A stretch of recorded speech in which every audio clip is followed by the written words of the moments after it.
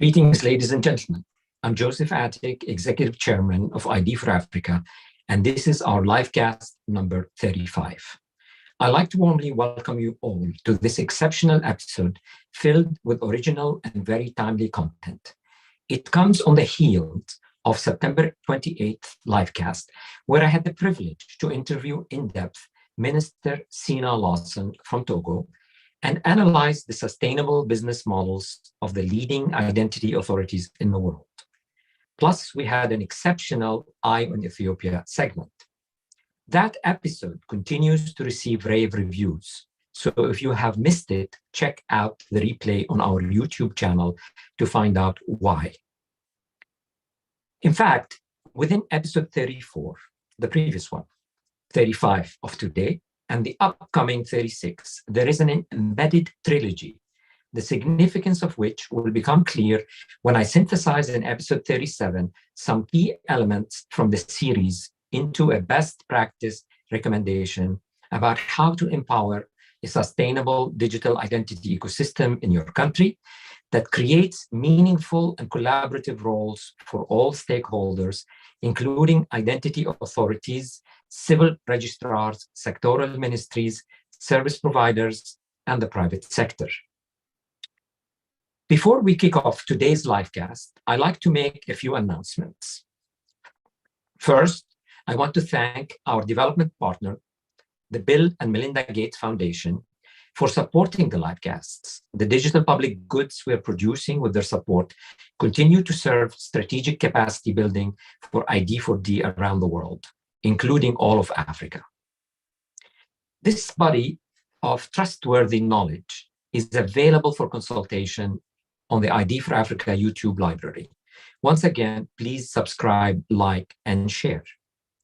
Next, please save the date for LiveCast number 36, which will be broadcast live on December 7th. Myself and some members of the LiveCast production team will be on official visits to several African countries over the next few weeks, so we will be unable to broadcast during that period. But rest assured, we will return in time for LiveCast number 36, which is shaping up to be the mother of all episodes this year. It features the following exceptional segments. Segment 1, to the point with Nandan Nilikani. Nandan is one of the most important figures in the world of development today. He's the co-founder and chairman of Infosys, the father of Aadhaar and India's digital revolution. He is a philanthropist who's mobilizing significant financial resources to advance inclusive digital transformation in the service of humankind. He and I will have an in-depth conversation about unlocking the promise of digital transformation and identity for all. You do not want to miss this historic encounter. In segment 2, we will have Eye on Malawi with a very senior lineup that includes Ms. Colleen Zamba, who's the secretary to the president and cabinet, essentially the most senior official after the president in Malawi. We will unveil the final confirmed full cast later. Malawi has succeeded in enrolling their adult population and in issuing electronic identity cards for all in record time. While that is a great accomplishment and you will hear the lessons learned from this, this is not the principal interest of this segment. What we want to talk about is how the country intends to move from electronic identity in the form of a smart card to a dematerialized digital identity to empower the digital transformation of service delivery and the economy.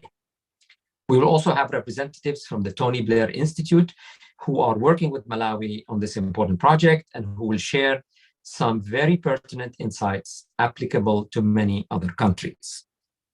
Then in S3, segment 3, we will have a spotlight on digital identity in the humanitarian context, featuring the UNHCR and UN OCHA, the Office for Coordination of Human Affairs. We will explore what the international community should or should not do to institutionalize crisis identity management to alleviate the condition of those who overnight find themselves invisible because their governments have failed. In a way, this is a follow-up on segment 1 from today's episode, as you will see shortly. Next, I'd like to give you an update on the ID for Africa 2023 General Meeting. Once again, it will be an augmented meeting like in 2022. It will have a physical in-person component consisting of 3 days, followed later by 2 virtual meetings. Today, I'm pleased to unveil the theme as well as the precise location and the dates of the event's modules. The theme is Identity at the Leading Edge of Digital Public Infrastructure, and the physical portion of the AGM will be held at the Edge Convention Center in Nairobi, May 23rd to 25, with the follow-up livecasts on June 7 and June 21st. The Edge Convention Center is a brand new facility that was inaugurated in June this year. Its modernity, well-equipped facilities, and even its name are well matched to the forward-looking theme of the AGM 2023.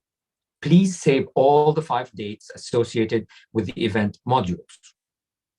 The website for ID for Africa 2023 will be launched next week on October 24th. So please visit that site on a regular basis as we update the concept notes for the program, add sponsors, exhibitors, and in due time, speakers and participants. The AGM will feature a mix of plenary sessions, thematic workshops, and technology exposition, all to the same standard of high quality and intensity you have come to expect from ID for Africa, but on a scale larger than last year's and longer, taking place over 3 days instead of 2. So stay with us on this channel and via the website and our newsletters to see what we have in store for you. Please ensure that ID for Africa mail is placed on your server's allow list, so as not to miss important communications from us, especially since registration, when opened, will be on a first-come, first-served basis. Back to today's livecast. Here is the agenda. We will start with an interview with the co-director and we'll screen a few clips from the film Forged. We will then get a much-awaited update on the state-of-the-art of FRT, facial recognition technology, and its suitability for ID4D applications from the most credible source, NIST. I guarantee you this is going to be a substantial, content-rich keynote. Then in segment 3, we will have a discussion on the readiness of contactless fingerprints, or if you like, finger-selfies, for ID4D applications, followed by a spotlight presentation from the expert leading the certification efforts on the topic, again from NIST. Finally, we talk in depth with consumer-facing giants about how their new off-the-shelf digital identity platforms could in fact be game changers for the ID4D agenda. So stick around. This is content worth watching end to end. Now we're ready to welcome the full cast of today's episode, who are, in order of appearance, Lauren Anders Brown, documentary film director, Patrick Grother, head of the Biometric Evaluation Division, National Institute of Standards and Technology, NIST, Raul Parthe, chairman, co-founder, and CTO, Tech5, Tom Bass, executive vice president, Integrated Biometrics, Shahram Orondi, computer scientist, NIST, Colleen Elliott, digital ID strategy lead, Microsoft, Andro Koutsoudis, vice president, global product management, identity and data lead, Mastercard, and unfortunately, Tawanda Maherbe from Google could not be with us due to last-minute circumstances beyond his control. Welcome, and thank you to all the panelists for being with us. We truly appreciate your valuable contributions to this livecast and to the cause of identity for all.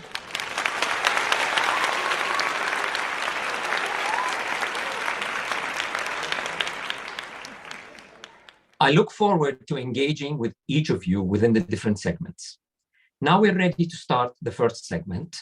Operator, could you please prepare that panel?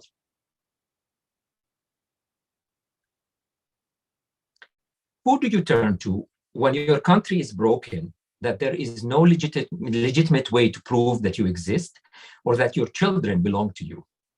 This may sound like a nightmare scenario, but this is exactly what has happened in Syria in the aftermath of the civil war. Lauren Anders Brown is the co-director of an exceptional documentary film that captures that distorted reality. The film, called Forged, humanizes in a lyrical way the issue of why identity for all matters. Although it was not the intent of the film, it is in fact a cautionary tale for all of us about taking identity for granted. It should be watched in its 85 minutes entirety by both supporters as well as those who oppose identity systems, as it provides testimonies from ordinary people about the true value of having proof of identity. This is the human dimension of what the global identity community is working on. It is what you are working on. We learned about this film when Lauren approached us after she had seen our ID Day 2022 campaign online. Please welcome Lauren Anders Brown. Lauren, it's great to have you with us. Thank you for taking the time. Thank you so much for having me, Dr. Atick, and for that wonderful introduction. Thank you. It's well met. You merit it. I mean, the film is called Forged. It's an intriguing title. Could you please tell us a little bit more about your film? Absolutely. So Forged is an 85-minute feature-length documentary. It's my longest documentary to date. And it exposes how the Syrian regime is using the control of documentation and therefore the control of a person's identity to silence the victims of the decade-long conflict that has existed within Syria. The film follows 4 Syrian families seeking different paths to their freedom, some turning to forgers working in hiding against the regime. So these people are all at different milestones in their lives. We're not just talking about a migration issue. We're talking about people who are trying to prove the birth of their children, people who are trying to get an education, and people who need documentation to prove they're married. And when they reach the end of their lives, to know that their families are taken care of because they proved that they existed. And so we filmed this documentary, my co-director and I, both inside Syria and out. So in the surrounding countries of Lebanon, Jordan, and Turkey. Okay. And we actually do have a trailer, an official trailer of the movie. Maybe we can show it to give an idea to our audience. انه ما معي وثيقه رسميه تثبت اني شخص سوري اساسا، احتمال يفكروني بي كي، احتمال يفكروني داعش، احتمال يفكروني اي شيء، لانه ما عندي شيء يثبت شخصيتي.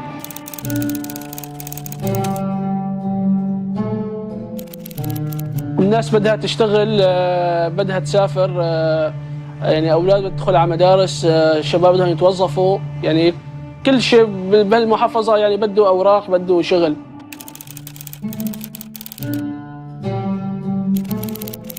هلا اكيد اول شيء مخطط له بالمستقبل هو اني اثبت زواجي اكيد بحكومه معترف فيها، اكيد معي الحكومه السوريه،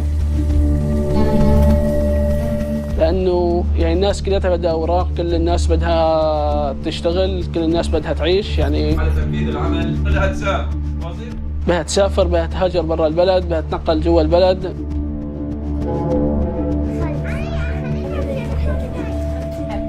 صار في علي اقبال كبير من الناس.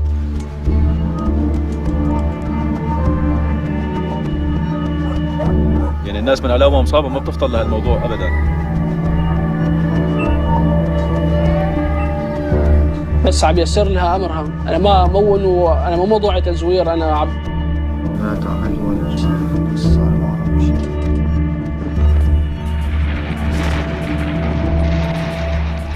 جردونا باسم سوريا.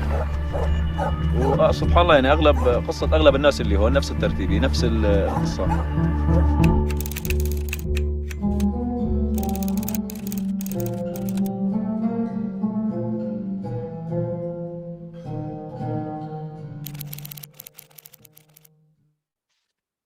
Just to clarify, why do these individuals find themselves all of a sudden without ID documents? I mean, this civil service sector in Syria was well developed before.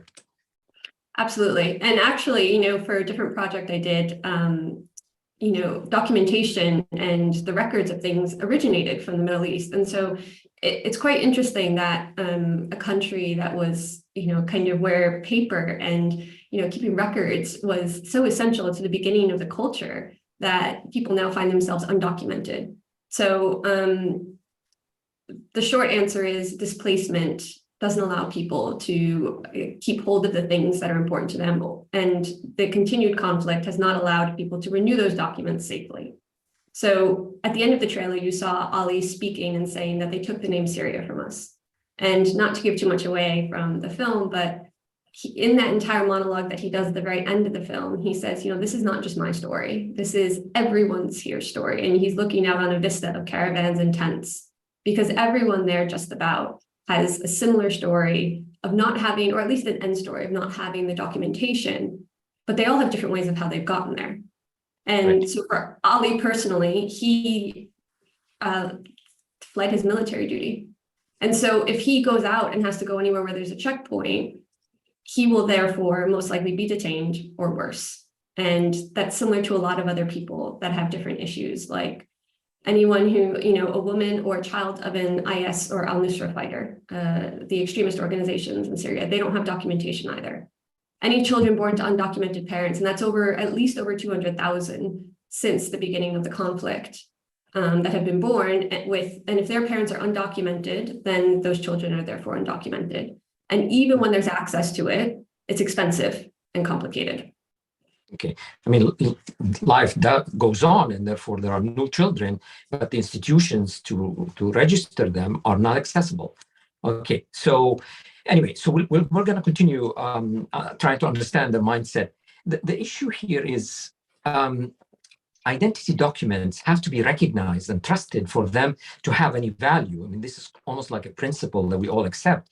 In this film, you follow a forger, a sort of a hero, a Robin Hood, who does not even hide the fact that he forges ID documents. He does it ethically in order to help people, according to him. But those documents are not really recognized outside the district where he's located. So why do people still go to him? There's a great scene in the middle of the film. It's about a 15 to 20 minute free-flowing conversation between a group of about 8 men all sitting around. And they're talking about their challenges that they've each had with the fact that they are undocumented. But I think one of the biggest issues that they bring to light, which is the essential core thing that we can all relate to, is that if I don't have documents, I don't exist. I can be as big of a person, I can physically be here, but according to anyone else, I'm not even a number. And so people go to forgers because they want to prove that they exist. They want to do the right things. They're just not given the opportunity and the infrastructure and the ability to follow the guidelines that their government, and in this case, Syria, has dictated to them. And so there's other reasons that people seek out documentation other than travel. Education, as I mentioned before. So during the film, there's a teacher named Ali, and he has a daughter. So Ali does not have documentation, and we learn about his issue with trying to renew and improve his diploma in order to keep his job. But the other issue that he faces personally is that because he's undocumented, his daughter is undocumented. And because she's undocumented, she can't even attend the school that he works and teaches at. So even if it's sort of forged or forged documents, something's better than nothing. Is that in their mind a psychological comfort to have a document, even though it was made by somebody that is not necessarily an authority recognized internationally? Yeah, so this question of who to trust actually comes up a lot in the documentary. So there's a couple, Marwa and Saleh, and they talk about how they actually put more trust in the temporary government. So they're in Idlib in the northwest of Syria. It's considered the last rebel-held area of Syria. And so they put more trust in the Salvation government that exists there than the overall Syrian government when it comes to documents. Their concern, obviously, is if they want to migrate, if they want to cross a border, will their documents be any more recognized than the Syrian documents? And you brought up another really good point, which is the mental ill health that can develop from not being able to prove who you are. how you can feel, you know, a sense of nothingness and without purpose and being able to move forward in life. It's just, I feel like they're trying to do a self-sovereign version of identity to say I exist and I don't need somebody to testify that I exist. I just need some papers that reflect who I am. We're going to come back to this issue in a second. I think we have some clips. But Lauren, how did this project come about? I mean, what attracted you to this subject? You're not somebody who worked in the identity field before. How did it come as an idea? That is correct. I've never done any work in the identity field, but as a documentary director, I have had a strong focus on human rights and health. And I had a film that screened in the BBC Arabic Film Festival in 2018 on a small girl in a refugee camp. And she was Syrian. And so I was put into the Syrian section and curation of the festival.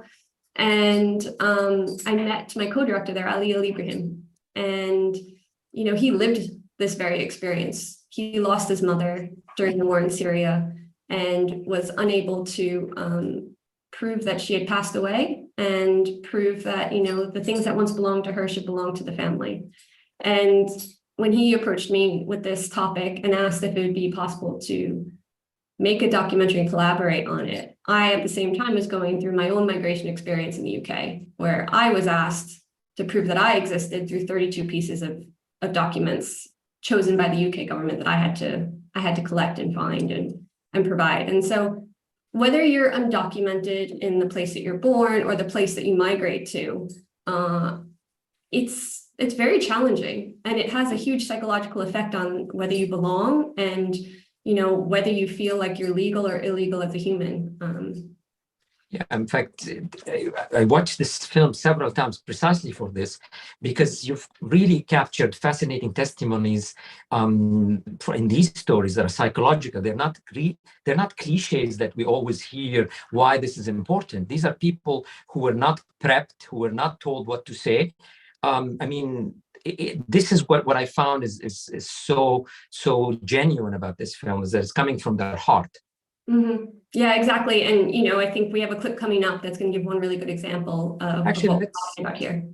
Let's look at it. Let's look at the clip. هلا طول ما أني موجودة هون بالمنطقة أنا ما عندي نية أبدا إني أجيب ولد ثاني، يعني إنه تسنيم وحج، يعني عدة أمور. يعني هلا أول شغلة إنه هي الوثائق، إنه ما نحن ما ممتلكين وثائق كافية يعني تكفينا. So effectively, what she's saying, if I understand correctly, because she's unable to get documentation, ID documents, she, who's obviously somebody in her early 20s, decides not to have any children anymore. Is that fair to characterize what she's saying?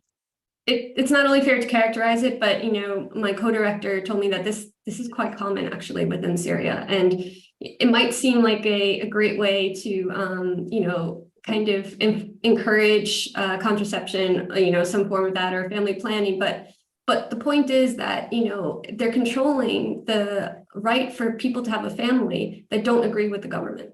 And that is an infringement of people's human rights. By simply not having access to identity. I mean, at the end of the day, that's what it's coming down to. Exactly. We're not even talking about health centers. We're talking about just, you know, the fact that they're too scared to have a baby because they can't prove that the baby exists. Right. Okay. You've had also another lady who had a new baby. Yes. So in Lebanon, Haifa, I got to spend quite a lot of time with her and follow her through her pregnancy. And, you know, she had lots of different feelings of frustration and uncertainty. She had gone through the documentation process before with her other 6 children, but it changes. And, you know, she didn't really know what to expect. So you have a clip for us, right? Yeah, let's look at the next one. وأنا ابني هلأتين عم باكل همه يعني مشان نسجل أوراقه وتسجل جنسيته كتير مهمة، يعني إنه نحن السوريين عنا الجنسية مهمة، عنا يعني إنه يكون الواحد يثبت حاله، يثبت وجوده. يعني عندي هلأ مشكلة إنه ما في روح أنا على الطرقات مقطوعة كذا شياتين. إن شاء الله تنحل هالأوضاع كلها.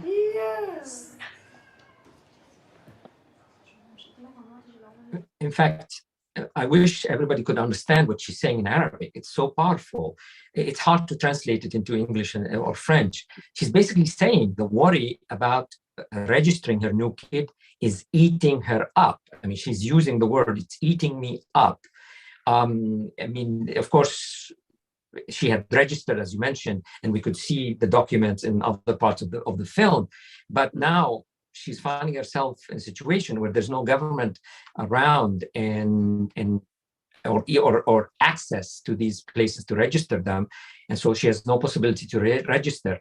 For me, Lauren, I think this is a message, if I may, that I wish everybody around the world could hear, which is do not take birth registration for granted. We keep saying how important birth registration is, but to hear it from somebody who has not worked for UNICEF or for ID for Africa basically tells me, register your children while you can and get a receipt. Government institutions can fail overnight, or roads could become impassable and registration bureaus inaccessible in times of crisis. I see the birth certificate as the insurance policy, the receipt against statelessness of children. So thank you for capturing that aspect of it. Actually, throughout the film, you captured brilliantly the depth and range of other human emotions. Share with us some of what you observed about the state of mind of these characters living without ID documentation. Sure. So overall, there's been an interesting theme of how, whether you know that if you belong or you live somewhere or you even exist, can have mental impact. So for example, Ali, the teacher, he says that it affects his marriage, actually not being able to prove that they're married and to know that they could go or move somewhere. And, I'm really interested in the psychological aspects at times of outside influences on people, because these are the things that we don't always get to provide support for. There's food, water, shelter, priorities that we have to tend to, but so much of everything that people can experience during displacement is mental. Just the stability of knowing that they can continue and carry on with their lives is huge. And that's data that we just don't have. And the only way we get it is from letting people open up and hear their stories. Of course, people who are undocumented, we talk about whether you have a voice or you're voiceless. And I found that actually people who are undocumented are the most voiceless people that I have ever interviewed. And is the least amount of people that ever want to, and people I've interviewed with gender-based violence, like people who are undocumented want nothing to do with cameras or telling their stories or opening up. And so to be able to get these stories and to get people to share and to talk can ignite other people and activate them to advocate on their behalf. Yeah, actually, you have another clip with some people off camera talking and other people on camera. Maybe we can launch that clip and we can comment on it. عرفت شلون؟ فات التهريب، رحت على الريحاني، سكنت بالريحاني يوم 2 شهر، ماشي انت رجعوا لا ما رجعوا. هذا الولد مين؟ ولا هذا ابني، لا هذا طنش يفلت، ما عندك شيء، روح على السجن وعسير وجيبه وانت خاطفه منين جبته؟ بدك شيء يثبت انه ابنك. نعم. عندك شيء نسأل الله الفرج أحسن شيء. زهراء الله يحميها، بشيء يثبت انها بنتك هي. لا. بس المحيط اللي يعرفه وانا بعرفه انه عنده بنت. يعني هذا المقصد انه تعال الحزن شوفوا بسمده هذا خاطب هاي البنت. يا جماعه بنتي اذا ما صار تتبهدل بين ما تثبت يعني مره صارت معي انا كنت بحاري واضطريت اني بنتي مرضت وعيلتي كانت مرضى، اضطريت اني اجي انا والبنت لحالي. والله على الطريق يعني خفت انه حدا يسالني انه اعطيني اثبات. نعم كانوا والله اعطوني اثبات انه هاي بنتك. المنطقه يصير فائدته احيانا. نعم صحيح. يعني حدثنا كل حول هالموضوع هذا انه اثبات موجود ولا موجود؟ وجد الاثبات انت موجود، ما وجد الاثبات انت صفر على الشمال. تخيل يعني كل كبري ولا صفر على الشمال. Wow, this is powerful stuff. Have they been able to get to solve their identification problems since you filmed them? Ali has not, unfortunately. He is the teacher on the right in that last clip. Yusuf, Haifa's newborn baby, was able to be registered in Lebanon, and nothing has changed for Saleh and Marwa. Unfortunately, they are still within Idlib. the couple that said they will not have another child. The couple, yes. How many people do you think are in the same predicament in Syria? Your estimates? So about half of the Syrian population has been displaced from the war. So there's 13.5 million people within Syria. So half of that number has been displaced, and about 200,000 children have been born, 20,000 marriages, and about over 400,000 Syrians have died from the war. So we have a lot of numbers to think about, right? We have to think about the people that were undocumented that have died. We have to think about the people that have been born that were undocumented.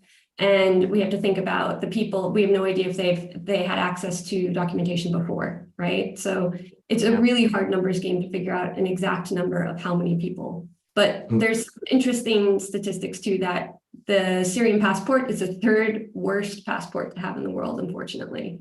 And it's also one of the most expensive. So how much? So the official numbers are between $300 and $800 for a Syrian passport. But if you watch the film, you'll learn that it's actually closer to $1,000 to $2,000. Wow. And Ali, the teacher, even makes a joke saying, if I had that kind of money, I wouldn't have to leave Syria. Right. Exactly. And I think one last thing I'd like to say is that, unfortunately, there has been evidence from the Syrian Human Rights Organization that official passports are actually continuing to fund the war and eliminate opponents within Syria. Okay. Throughout the film, the characters keep saying that the problem cannot be solved by themselves alone. They need UN intervention or the international community. What help do they expect from the international community? And has the international community really delivered on that?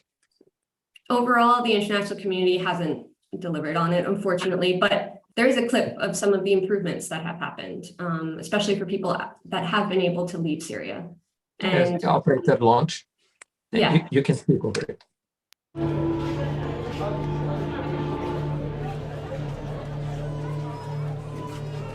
We see the UNHCR logo. Yep, so they're getting a retina scanned in order to get their displacement benefit. The iris, yeah. And this is now a new electronic register that is being developed. And I think this is the same character as the lady who was worried about her dying without anybody putting her in the grave. Yeah, Kona, yes. So she lives in Zatari refugee camp, but and you learn in the film in her story is that she wasn't educated, so she can't even read the little document that she carries around with her, and so she can now have her retina scanned in order to get her displacement benefit. Right. We'll call it iris scanned. Sorry. Anyway, just two very quick questions because we're running out of time. How did directing this film change your attitudes regarding identity systems? I mean, this is the idea of losing an identity can happen to any of us. In 2020, as it is, every second there was a natural disaster that displaced people. And so this is not just an issue that can happen from war or from conflict. This can literally happen to any of us, and it can happen to any of us if we have to cross borders as well, whether it be for fleeing persecution or for love or for starting a family. And so I really want to activate people to raise this awareness of this basic human right that everyone needs to have access to, and encourage people that we need to come together and find a different kind of pathway if governments fail us, because at any point in time the governments can. So I made these earrings out of my old passport because basically it says on my US passport that these belong to the government. My passport belongs to the government. It doesn't even belong to me.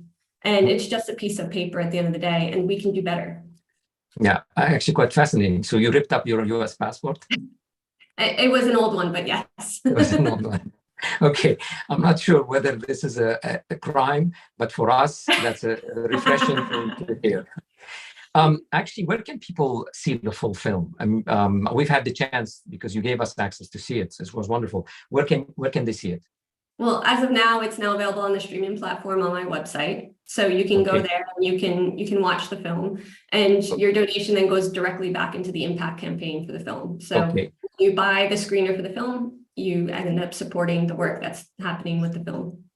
Exactly, and we're gonna put that in the chat, and we're also gonna send it via email. We're also actually supporting an art installation which supports the impact campaign. We have a fundraiser that we're very pleased to be supporting. The link will also be going there. Please donate. This is work that deserves to be seen, deserves to be heard and expanded. So your donation will go to a good cause, and in making identity really recognized as a human right. If you're watching us on YouTube and replay, we are putting the link inside the description. Again, Lauren, I want to thank you for being with us. We ran out of time. And thank you also for focusing on the human dimension of identification and identity. Often we talk a lot about technical and policy issues, and we tend to forget that what we're talking about are these people. And while you captured 4 stories, I think there are millions of these type of stories that are occurring around the world. So let us ease the pain and suffering of people because of the lack of identity, and let's continue our mission to do identity for all. You gave us inspiration. Thank you for that. And we're going to continue this session, this theme, in the next episode, LiveCast 36, where we will engage with the UNHCR and UN OSHA about digital identity and humanitarian interventions, and talk about some of the things that we could be doing together. So once again, thank you very much, and we'll stay in touch. Thank you, everyone. Thank you. Okay, operator, let us now move to our next segment, which is a keynote. The keynote, I'm pleased to have with us Patrick Grother from NIST, who will give a keynote on the state of the art of face recognition technology. Patrick spoke on this topic in LiveCast number 5 2 years ago. During those 2 years, a lot has happened as AI continued to accelerate the improvements in performance. So this is an update by the foremost authority in the world when it comes to evaluation of biometric performance. I want to take this opportunity to pay homage to Patrick and his collaborators at NIST for their valuable contributions to advancing biometric and identity research and development. By providing independent benchmarking, they acted as a catalyst that pushed the state of the art orders of magnitude forward through an ongoing competition among hundreds of scientists worldwide. The reports and opinions are listened to and relied upon by adopting institutions, including governments, development, and humanitarian agencies all over the world. This is technology guidance based on objective data and not hyped up market claims. It's definitely knowledge you can trust, and we're pleased to be bringing it to you. Before Patrick starts, I want to acknowledge that face recognition technology is not new. I was personally involved in its early invention and development 30 years ago. Yes, in the early 1990s. What is new here is the fact that the technology has advanced dramatically over the years and became suitable for many mainstream applications. Today, our particular interest in FRT comes from its potential to provide cost-effective and efficient field-deployable biometric for ID4D applications. In particular, large-scale deduplication and authentication for service delivery. If you detect lack of total enthusiasm for FRT within the development community so far, it's because FRT raises significant privacy concerns that are more acute than the other biometrics. Our session today, however, will not explore how to mitigate those concerns through safeguards and regulation. That's out of scope. That's an exceedingly important topic on its own and will be addressed in another context, as we have done in the past. It is also a topic occupying lawmakers as we speak in many places around the world, including the European Parliament, which we are monitoring very closely. Today, we want to benefit from having the world's leading authority on FRT tell us where the technology stands. Patrick, welcome, and thank you for being here. The platform is yours.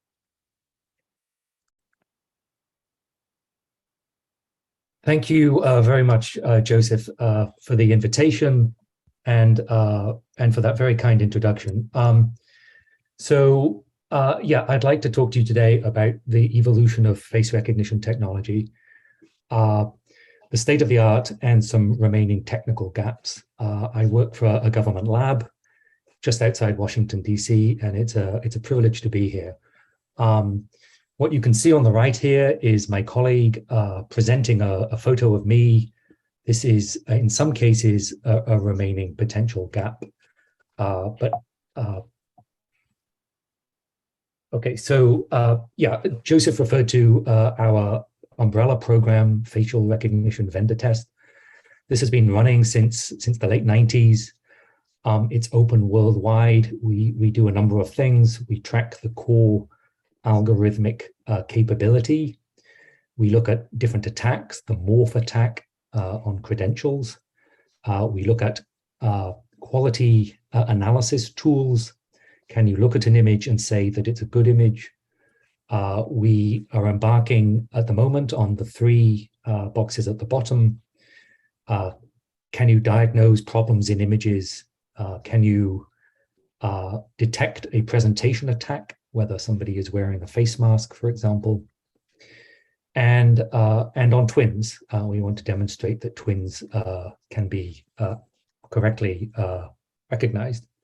So yeah, we run these benchmarks full and open, worldwide and for free, and we publish all our results.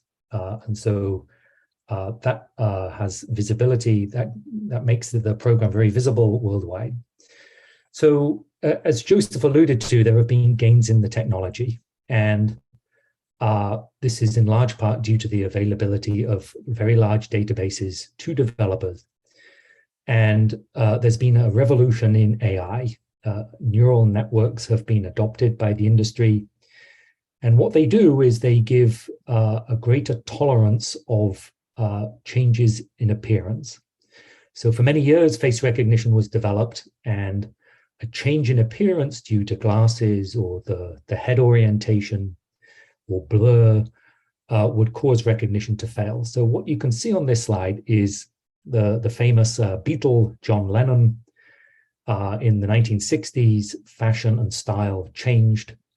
And you can see on the left in the early 60s, short hair, on the right, a substantial change in appearance. And so we took these 2 photographs and we used them with commercial face recognition algorithms that were sent to our lab. And you can see that back in 2014, the leading algorithms at the time would fail to recognize John Lennon as John Lennon.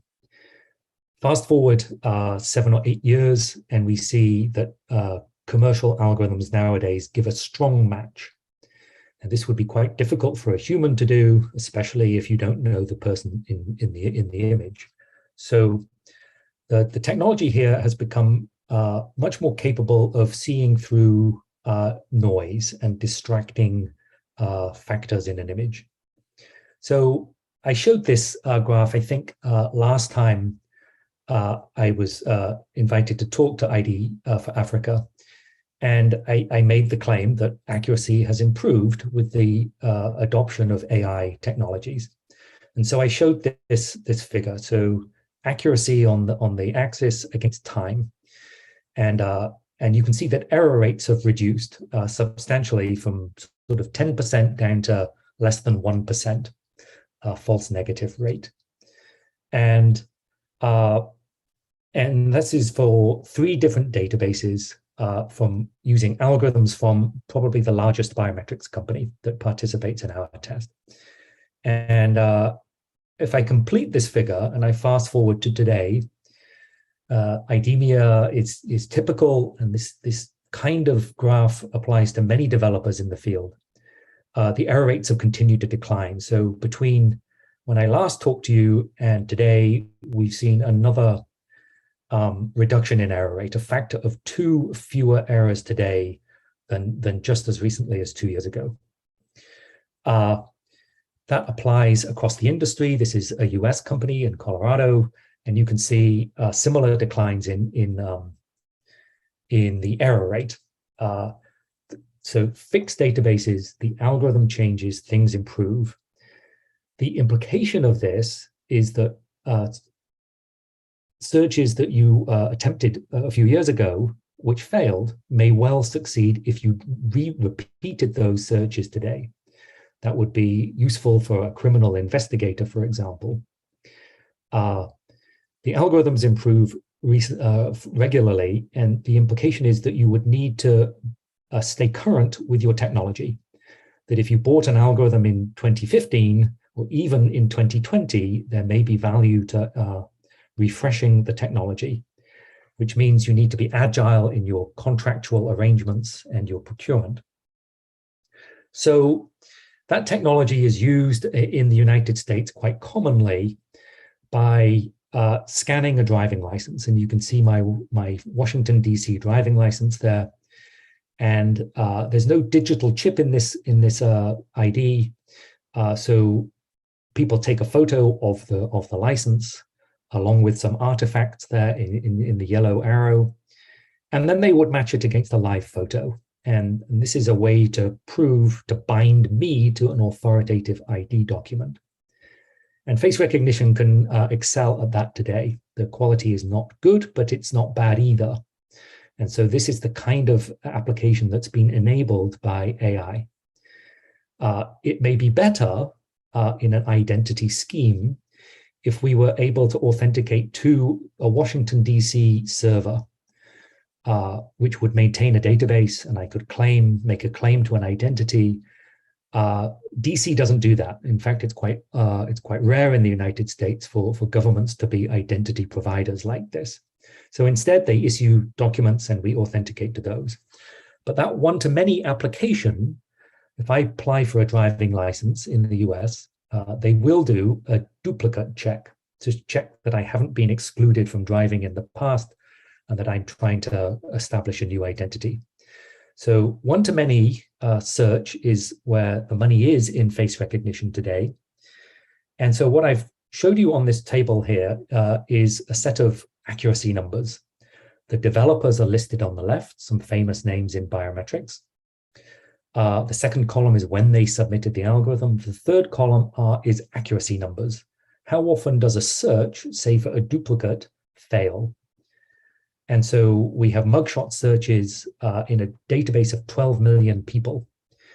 And the best accuracy rate there is well below 1%, about 1/5 of 1%. And the residual errors nowadays are due to injury. These are mugshots, people that have been arrested. Maybe they've been in a fight. Also long-term aging. They could be up to 20 years since they were arrested last. And also some images are very low quality. But as we go down the column, we see that the numbers increase. And so between the top and the bottom of this table, we see that there are 11 times more errors from the algorithm at the bottom than at the top. And this table continues to evolve on a monthly basis. And there are many worse algorithms that I have no space to list here. But nevertheless, if you own the algorithms towards the bottom of this table, you may well be a happy system owner. Many searches would be successful, but there is room for improvement. And this table continues to evolve. Now, that was for mugshots. If we then change the game to now search with lower quality photographs, and you can see that on the top right there, lower resolution, cluttered background, more compression, poor illumination, then the error rates, the fraction of searches that fail, increases by a factor of 3 or 4 or 5, depending on the system that you use. And at the bottom there, the error rates are now becoming quite substantial. 1 in 25 searches would fail to find the mate with that kind of image. And so image quality is important. Perhaps the most stressful way to take photographs would be to search a profile view image, a side-on view. Such photos have been common in criminal justice for 100 years, but they were completely off the table for face recognition until recently. Today, a minority of the algorithms, but some algorithms can give recognition performance where frontal face recognition was about a decade ago. So the best error rate there is about 6% miss rate, searching such photos against a frontal database. That capability has arisen because the algorithms are tolerant of non-frontal views. And that's this improved tolerance of poor quality that we benefit from. Again, 3 more databases here border crossing photos, things like ATM kiosk photos, and also border crossing photos, but with 10 years of separation. We publish all these numbers on our website. You can see that capability varies, but error rates can ascend quite a lot if you have aging and poor quality. And so some algorithms excel and some do less well. And so accuracy varies greatly across the industry. But I've talked about accuracy a lot, but it's not the only thing that you would think about, obviously. There could be computational resources that are needed. How big a computer do you need? Could you do this on a phone? Could you do it on a laptop? Do you need a server? Do you need to go to the cloud? There are other factors also. How much memory is available? Is there an SDK, a software development kit from the developer?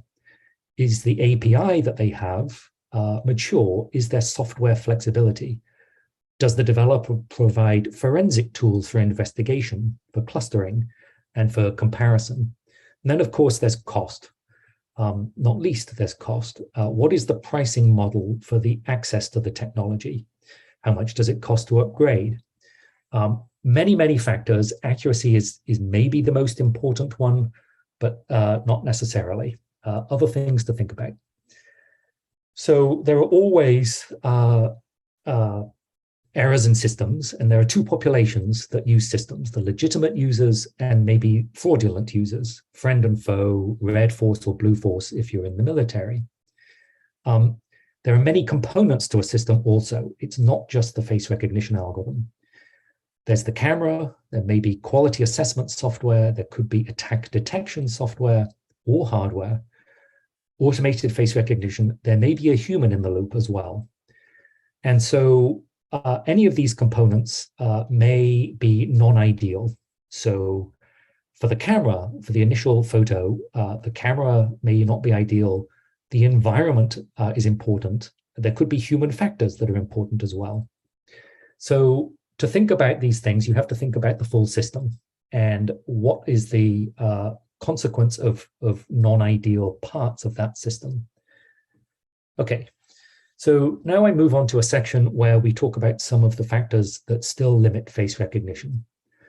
Obviously, image quality exists on a long spectrum. You can see that across the top here. If I degrade the image sufficiently by turning the lights out or by mishandling the photo, then we can drive recognition error rates very high. That's one issue. So quality is important. Issue number two is that many algorithms today will not successfully separate twins. Technology is known for doing that, but it's not typically used in today's data sets. So that is an open task that we are looking at. Similarly, we all age, our appearance changes more or less gracefully, but ultimately, if long-run biometrics is part of the application, this will increase error rates. The algorithms are much better at that than they were. Box number 4, I will talk about in just a moment. This is the issue of bias in biometrics, and box number 5 also. Number 6 is that humans are in many cases involved with looking at the results of face recognition. And what are the consequences of that? Presentation attack, as I've suggested, is part of the game here when there is a possibility of a fraudulent attempt. And box number 8 here is this particular attack on an ID card that could be used by 2 people. And that's called morphing. So I'll talk about some of these now. And so we'll start with demographics. And the demographics thing at its heart is, do biometric systems give different error rates for different demographic groups, age, sex, and ethnicity, and maybe some other demographics. And when we talk about error rates, we always have to talk about 2 different error rates. So at the top here, there's 1 person involved, 2 photos, and there's the possibility of a false negative. There's no match. At the bottom, we have 2 people involved. There's a possibility of a false match. And that's a kind of error that in some applications is quite serious for security and for wrongful arrest and that kind of thing. But we need to talk about two different error rates. So we'll do that now. First, we'll think about false negatives. And these are in large part due to poor photography. So these are two mugshot photos from criminal justice. And you can see on the left that there's been underexposure of the photograph. It's not a good photograph. And if you use these in a recognition attempt, the algorithm may succeed or it may not handle these correctly. And so this stems from poor photography. In particular, imaging of dark skin is famously difficult. You can have underexposure, and as we can see here, reflections, specular reflections that are potentially problematic for a face recognition algorithm. Google, no less, ran a commercial on TV in the United States back in January, advertising their real tone approach to that it built into their phones for taking attractive, well-exposed, good photos of all skin tones. And so they've used AI, they've used computational photography to improve imaging. And they did this because it gives uniformly beautiful photos. They didn't really do this for biometric means. And so I think it would remain, if we could challenge the phone developers to provide a biometrics API to acquire a photo that would be good for face recognition. That's work to be done, but this would give better error rates in biometrics. We summarize this in our tables on our website for different face recognition algorithms. We show their overall accuracy, that's column A. We show the group that they give the highest error rates, that's column B. And then we compute just a multiple relative to the mean error rate. And then we have a different summary measure called the Gini coefficient, which has been common in economics for a century. The point is that we publish summary measures now for demographic effects. And so this gives developers a number that they can optimize. It is Fitbit for face developers, if you like. These exist. They are being standardized in a standard that is being discussed in this very morning in a working group. And they give developers this target. The false negative rates vary slightly across demographic groups. And so the industry has been enthusiastically pointing out that the false negative problem in biometrics is really not that much of a problem at all.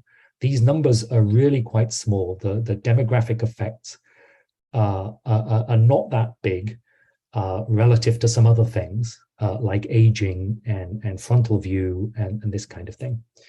A bigger effect is the false positive story. So this is the second error rate, where a face recognition system may incorrectly associate two photos. And this happened in the United States. People were using face recognition at a skating rink for people that they didn't want to come into the skating rink. And this young lady was misidentified as somebody and was evicted from the skating rink. That is a false positive. We tabulate the demographic groups that give us the worst false match rates. That's column B. And you can see in column C that these false match rates are in many cases tens or even 100 times larger than for European males, typically, for a different demographic group. Some Chinese algorithms behave differently than European algorithms or American algorithms. And we publish these numbers. Again, we have these summary measures, and we have seen progress by the developers to address this false positive effect. So this is a summary. We have the two error rates. We see a much larger false positive effect that needs to be addressed by the algorithm. The false negative effects can in large part be addressed by doing a better job of photography. And you can do that by following long-standing photo guidance in standards. So that's the demographic landscape. False negatives, the implication of these error rates changing is always application dependent. If you're in a one-to-one verification scenario, it's a different consequence than if you're in a real-time surveillance scenario, for example. And these error rates are much more important in certain circumstances. So this is the demographic summary. Algorithms are accurate. Some one-to-many algorithms are specifically addressing this problem for search. I've got too much animation here. We see progress. Yeah. So I will move on and we'll talk about a second challenge, which is attack detection. And so we see this in many applications. There could be a possibility of fraud. And so one common problem is if a government is issuing benefits, then it's an obvious economic incentive for somebody to try and apply for benefits under two different identities. And so if we're going to do in-person enrollment, then this is less of a problem.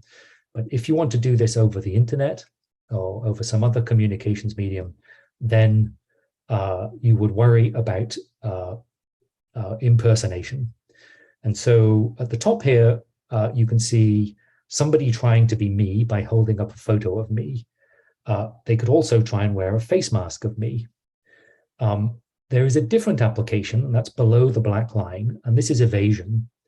So if I've been deported from a country and I try and return to the country, could you recognize me if I put makeup on my face? And this is an evasion attempt. Both of these are within the scope of this presentation attack detection.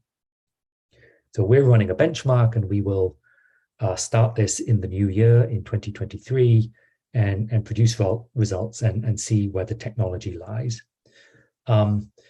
It's not the only attack, particularly if your camera or your hardware platform is vulnerable to tampering, particularly digital injection. And this is possible on some phones. There are some defenses against this, an ability to detect this, but we've got this possibility of directly injecting a photo that's not coming from the camera, that a receiving system would not know that had happened, potentially. So again, you have to think about that landscape and think about how to defend that. Some cameras you would trust because they would be tamper-proof, and this kind of attack wouldn't be possible. And then the only attack would be this physical attack, the presentation attack that I talked about. Challenge number 3 is that sometimes there are humans in the loop. So if we think about Google, we type in text and it searches a database. And we can do that in 2 ways using the 2 buttons on Google's page. We can do it for investigation, where we look at the results and we make a decision about what's relevant to us. And we can also hit the other button, the I'm feeling lucky button, and we can just have Google make a decision and go straight to that web page. Well, this is equivalent in biometrics in criminal investigations, say, where a face recognition takes a photo from a camera, it searches it, and it produces a candidate list. That's column number 4 there. And the human looks at the items on this list, looking for a potential match. This is common in criminal investigation, and there are possibilities that the investigator would find the right photo, the right person. They also might make a false positive, and they might also come up with a determination that there's no value here, that the photo is just not good enough. This can make false positives, and this has led to incorrect arrests in the United States. So humans get trained with best practice investigation skills. Different humans have got different capability to recognize faces, but there is a bias issue in humans that's been documented since 1970. And so the human in the loop is probably weaker than the algorithm today. And so we have published numbers to try and support limiting the length of candidate lists that humans review. Standards exist, particularly for identity proofing. There's NIST Special Publication 863, Digital Identity Guidelines, a remarkable European document from ETSI on security requirements in identity proofing, a number of ISO standards, presentation attack, and presentation attack testing. Also a standard under development for face image quality. Can you check automatically that a face is a good one? Mobile driving license standardization is now complete. This would allow a credential to be based on a phone. The Europeans are looking at regulation of high-risk AI-based biometrics, face recognition, and maybe some other things. And so there's a standard ISO 9868, biometrics on passively captured subjects. That is under development. Likewise, a standard on measurement of demographic effects in biometrics. That is under development too.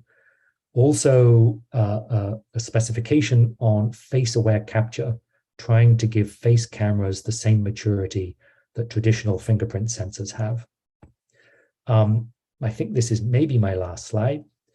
I've talked about face recognition. Obviously, there are other modalities in the marketplace, and you can compare them on accuracy, but a number of other factors. And one way to do that is to look at the definitional properties of a biometric, the uniqueness, the permanence, the social acceptance, how they handle twins, whether they can be circumvented. And so different strengths for the various modalities here. And this table, you could argue about any given entry in this table. My point is to give you a way to think about which modality is suitable for you. It's not a single factor issue. And of course, it's moving on a day-to-day basis.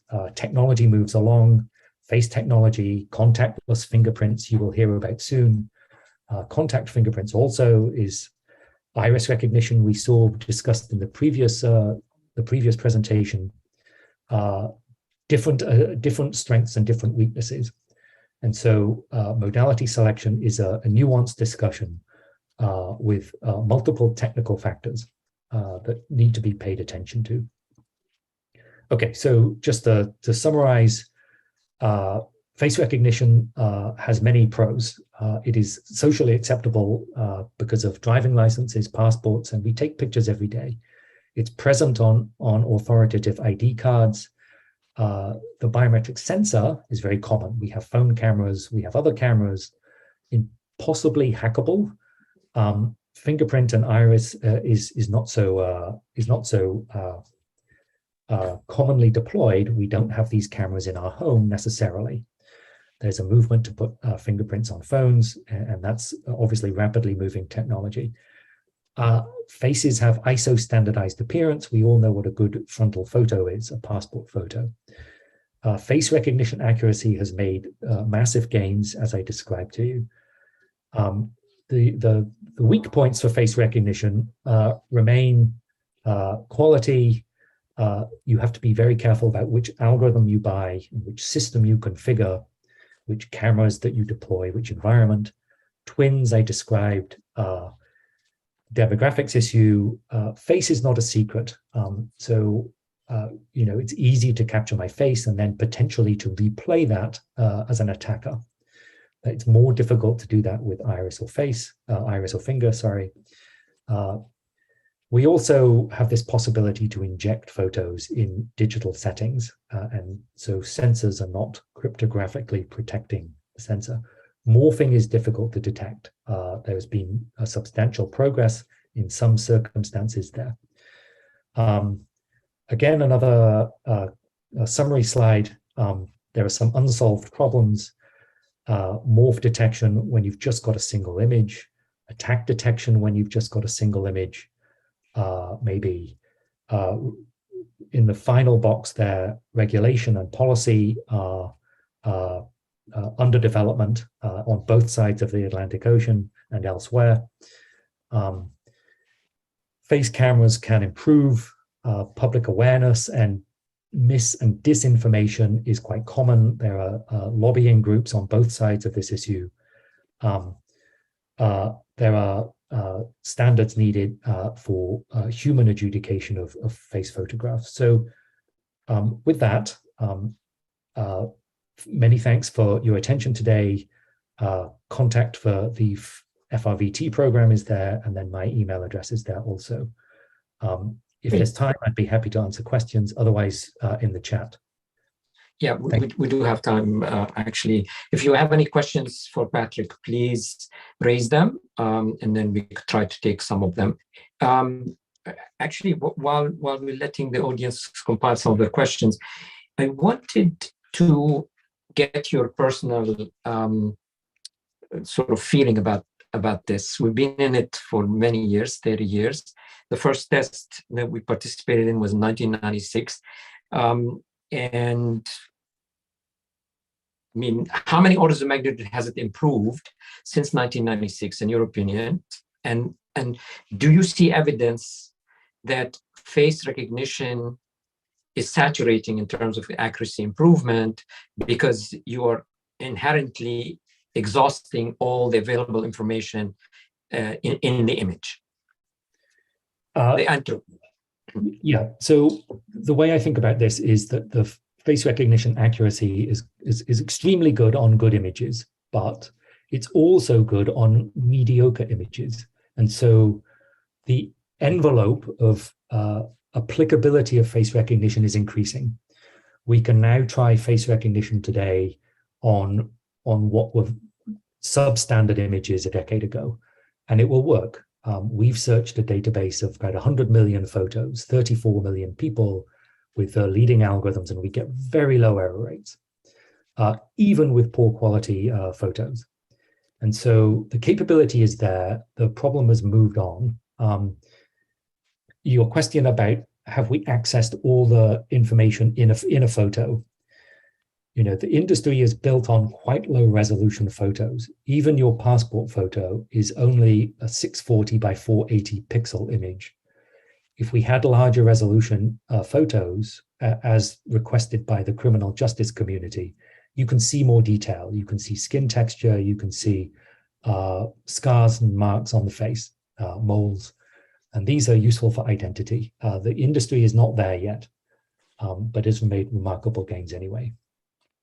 And so, but the type of problem is kind of evolving, as you're mentioning. In particular, one of the criticisms that people would make of face is the aging problem. And in the ID4D community, they are very keen on figuring out a way to do face recognition that ties in over certain number of years, let's say a decade, and a child, and with their adult self.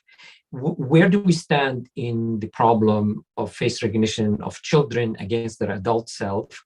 And is there any plans for NIST to be doing aging testing? Yeah, we have data on aging in adults, and we have data on aging in children 12 years and up. We've got very limited data below 12 years.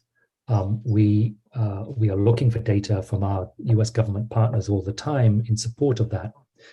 The evidence is that the error rates are really quite large when you're enrolling a baby 6 months old and trying to recognize 5 years later. But the evidence also is that some algorithms are much more capable than others at doing this. So, you know, this is a development task. The other biometric modalities also have trouble with children, perhaps capture problems. But yeah, it's a topic of interest, as you know. Yeah, and that has a huge impact on the ID4D agenda, because if we can tie in a child to their origin, then we have legal identity from the origin. There's a question from Alexander Grigor. She says, what are your thoughts on revocable and irreversible face templates using hashing, tokenization, homomorphic encryption, etc.? Are there any good solutions out there? And are you thinking about any standardization around this area? Standardization has happened in some cases. There are some ISO standards that address template protection and testing of template protection. We have an interest in algorithms that claim to produce protected templates, non-reversible, non-linkable templates. We have thought quite strongly about running a benchmark to test those technologies and to migrate the industry away from reversible and linkable templates. Yeah, we think it's a powerful paradigm, and not just really for face recognition. It could be useful in other modalities as well, and to demonstrate that this can be done, particularly with low false positive rates. Patrick, I was very surprised to see how much of a difference in accuracy among the different players in the industry, especially that everybody's sort of getting into the AI, and we know kind of AI democratizes. In the old days when we used to do this, we used to be scientists of PhDs in math and all that stuff, and we had large numbers of them. Now you're just knowing how to use AI tools in order to train, and your access to data becomes the most important element of this. I'm very surprised that there's still a big range of difference in the leading among the top 10 algorithms. How do you explain that? There's more than just the AIs. There's some pre-processing that goes on. There's some magic that they're still doing. Yeah, I think it's keeping up with the convolutional neural networks literature, with the AI literature. You know, transformer networks have come along that give this invariance property.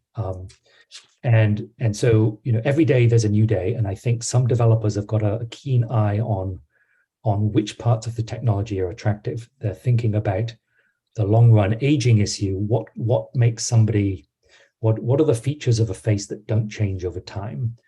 And so, you know, I think some developers have not thought about the demographics issues at all. Other ones have, and have been responsible in moving in that direction, and how they might specifically exploit available training data to address that kind of problem. But look, the AI literature is moving at an astounding rate for computer vision generally, but much of it is applicable to biometrics. Do you think the demographic bias is a solvable problem, or do you think this is going to be inherent in the way if you end up training on something very, very diluted across all demographics, the accuracy will suffer. And if you insist on the accuracy being the most important parameter, you will start showing biases in certain groups. What's your feeling about that? And there's a question from the audience related to this. Yeah. Look, we've seen evidence that the developers some developers are moving in the right direction here. We published these tables. We started doing that only just recently in the last few months. And we hope that those numbers, that when we think they're the right numbers, they've been vetted by you know, the community, that they can optimize these numbers, and that these demographic differentials will over time go away. The false positive effects are the responsibility of the algorithm developers to fix this using training data in intelligent ways. The false negative effects, it's partially an algorithm developer, but it's also partially the responsibility of people to take good photos of all demographic groups. And we know the technology exists for that. Patrick, unfortunately, we ran out of time. We could continue. This is a fascinating discussion, and we thank you for your insights and for the amount of information that you're sharing with us. We hope to bring you back in from time to time, keep the community engaged and informed. I'll just say to the audience that if you are interested in having Patrick's presentation, please send us an email to the address in the chat at LiveCast@ID4Africa.com, I think. At the same time, Patrick, off screen, if there are any questions that are pertinent and that could be answered, I would please ask you to answer them so the audience would have a response from you. Thank you again, Patrick. Always lovely to see you. Hope to see you in person in one of these upcoming events. Thank you, Joseph. Thank you.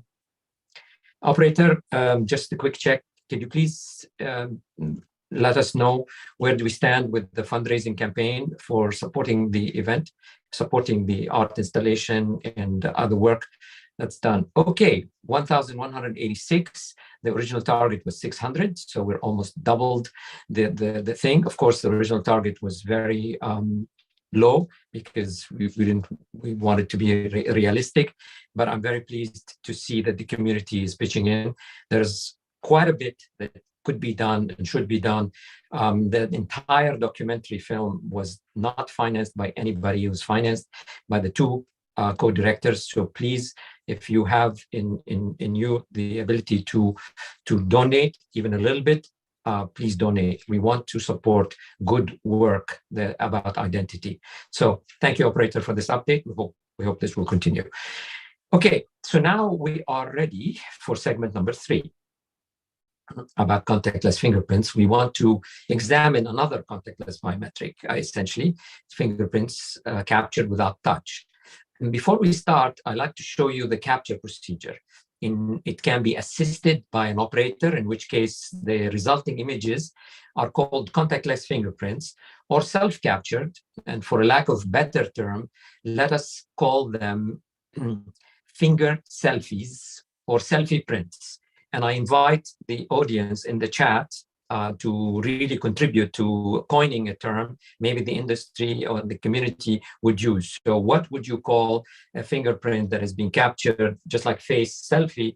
We would like something like a finger selfie or selfie print. So I leave you to make proposals and we could examine them. Operator, can you show us the short clip? This clip is courtesy of Integrated Biometrics. As you can see, this is just a standard phone running an application, and through the camera, it simply takes the image of the slap of the finger slap.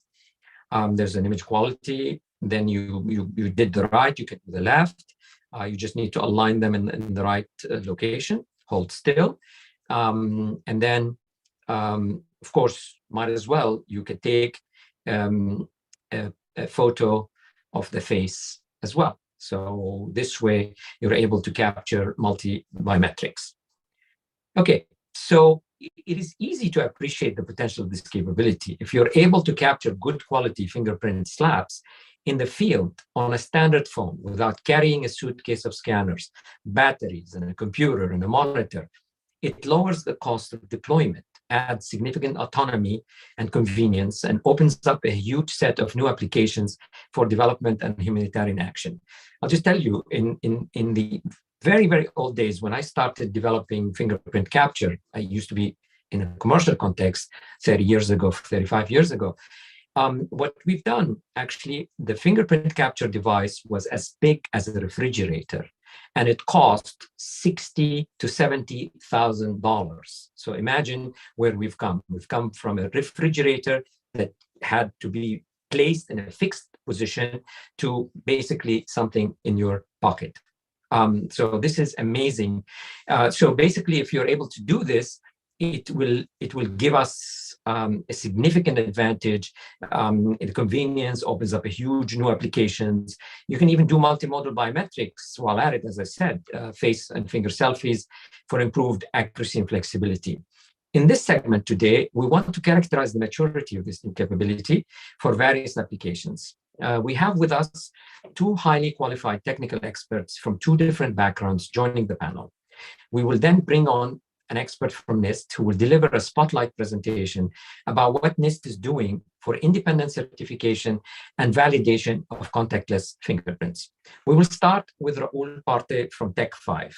Operator, please bring Raul to the stage. Raul, welcome again. Nice to have you with us.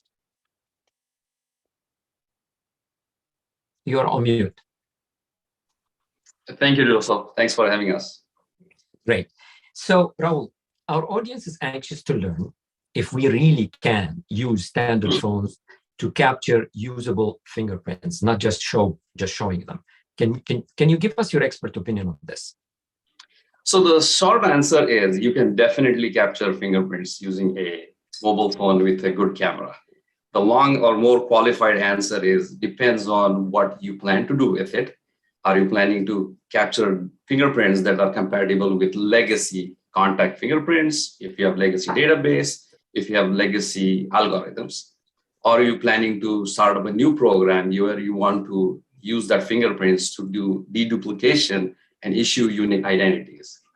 Okay. The other, sorry, yeah, just one more dimension to is that, and what is the total cost of ownership and how wide range of devices you want to be able to use? Okay, so hold on to that thought. So what you said is yes, but the answer is not a binary answer. The answer is how effective these images that are captured depends on the context, on the starting point, and on basically the application that you intend to use them for. So the good news is there is some set of applications for which today's technology is able to empower using a standard phone. So let's stay on that thought. Now, when I say standard phone, is it really any phone or is there a minimum requirement? So again, going back to the same answer, the range of phones that you could use depends on the use case. For example, if you were to use a phone to enroll a population for deduplication, there is a minimum requirement, which basically can be boiled down to good camera system. When I say good camera system, good resolution, let's say 5-megapixel camera, good focusing system. The cameras should be able to focus to get the details. And then the last would be is, there is enough lighting conditions or, standard operating procedure that can be implemented on the phone to control certain aspects of the capture process. What model phones would you mention? We're not talking iPhone 14 here. Are we talking, well, give me an example of what phones are you able to use and how much do they cost? So depending on the market availability, we have tested this, right, going from like a Samsung 6, which is 5 to 7 years old phone. And if I were to source them, depending, on the availability, they could go down as $150 per phone. Of course, when you want to do higher population size, good quality, you want to go to the latest phones and which are expensive. But it again depends on the use case and total cost of ownership of the program. Okay, so let us talk. You mentioned a few times so far the deduplication, which is a big issue because in a lot of cases, you're starting a program, it could be a functional program, a foundational program, you're trying to enroll the population, and you want to be able to do it in as easily as possible. Perhaps instead of sending equipment to the field, you send an operator or you use somebody in the village who may have to download a software and be able to submit images for enrollment. Give us an idea about what realistic size programs can we think of doing. Are we talking about 50,000 people or are we talking 3 million people? So based on our current internal benchmarking, and of course, we are also resorting to some of the external benchmarks that are going on, I would, with my own expert opinion and the team, claim that we could implement a program for a country with 50 million population using a mid-range to a higher range phone and pre-calibrated software and standard operating procedure where operators or somebody is trained with good guidance on how to capture the fingerprints. Now, one thing that I will add is that, of course, you can get really good accuracy, including multimodal approach. And of course, in a phone, it's pretty standard. And we looked at what face has done. You can capture face and voice. And if you include these modalities, you can achieve a really good program and results using just a smartphone. So do you really think that the days of carrying big suitcases with enrollment kits and going into the field, let's say for a program to do voter registration, those days may be numbered? I mean, it could be several years, but you see an end and light at the end of the tunnel. Yes, I do. I personally, and I've been saying this since last year, and we have seen some progress in that direction. And as I keep saying that there are two components to a fingerprint capture. One is, are you capturing something that is compatible with legacy fingerprints? And I think our colleagues at NIST are going to talk about it and what standardization means. But we have also learned from the previous presentation what AI is doing to it. So what happens with the cell phone, you're not only capturing the traditional feature sets of the fingers, you're also capturing something more. So if you are ready to adopt new AI-based finger recognition technologies, this statement would stand true in a very near future, that you will not require any more purpose-built devices, if you will. Okay, let's drill on this. You said something very interesting, which is legacy. Are we talking about minutia-based fingerprint algorithms? But that's what you mean by legacy? Yes, minutia-based algorithms and fingerprints that were captured using either ink or the live scans or contact scanners. Right. But let me ask you, is it a question of legacy imaging or legacy information that we left behind? For example, when I do a fingerprint capture, even on a contact device, and I kept the image itself, am I able to go back and use AI to retemplate that and go beyond minutiae and capture other information that the minutia algorithms simply ignore because they were never built to do anything beyond the minutiae? And that's what we are taking the approach of, is that when we are developing AI-based algorithms, and I'm sure some other vendors are doing, we do build algorithms that are compatible with these legacy images for sure. But at the same time, when we are capturing this new set of images using contactless finger technologies, we are building the algorithms to take the added advantage of more information that is captured using a cell phone. That is the shape of the fingers, the geometry, and the creases. And you can see there's a lot more information in a cell phone picture of the fingerprints compared to your legacy images you captured in contact. So the point here is that human skin has got a lot more structure and morphology and information than just fingerprints. And as a result, it's very important to keep in mind that when we talk about opening up the future and enabling contactless fingerprints to work, you are talking about enabling a completely new set of biometrics, not just an imaging technique. Is that correct? It's exactly correct, yes. Okay, so we're basically entering into a new world where there's more information being extracted out of the fingerprints, and that's happening because AI is able to extract that type of information, etc. Okay, so one to end, you're reasonably comfortable that in the near future we should be able to go into the field and for, let's say, a social protection program or a humanitarian assistance program, we could be taking and enrolling people in the field using medium to high-end phones with fingerprint and face. So maybe 20 million, 50 million, that is not out of the question. Yes. Mm-hmm. Good. Now, let's go back to an easier problem. What about the one-to-one? One-to-one problem using authentication, using fingerprints. Of course, we know the selfie one-to-one is really working very well. So talk to us about what's the status of the one-to-one authentication using fingerprints?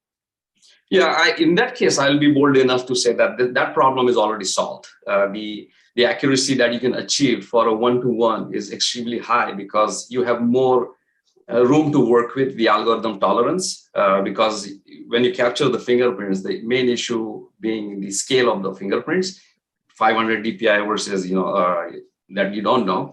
So we have many live programs in Latin America. In fact, we ourselves have 2 live programs in Africa that are used for know your customer eKYC approaches. And its capturing technology is our technology, but the backend is somebody else. So you're also addressing interoperability. And with one-to-one, you always have the opportunity to retry. So I think from my perspective, a one-to-one is a very easy problem, and it's already been solved using this technology. Okay, we're going to continue the discussion, but I want to take a couple of questions from the audience. Edson Pereira asks to Dr. Raul Parte, The software to capture the image is affordable. That's a question. To incorporate storage and deduplicate those fingerprints in an own application, is that easy?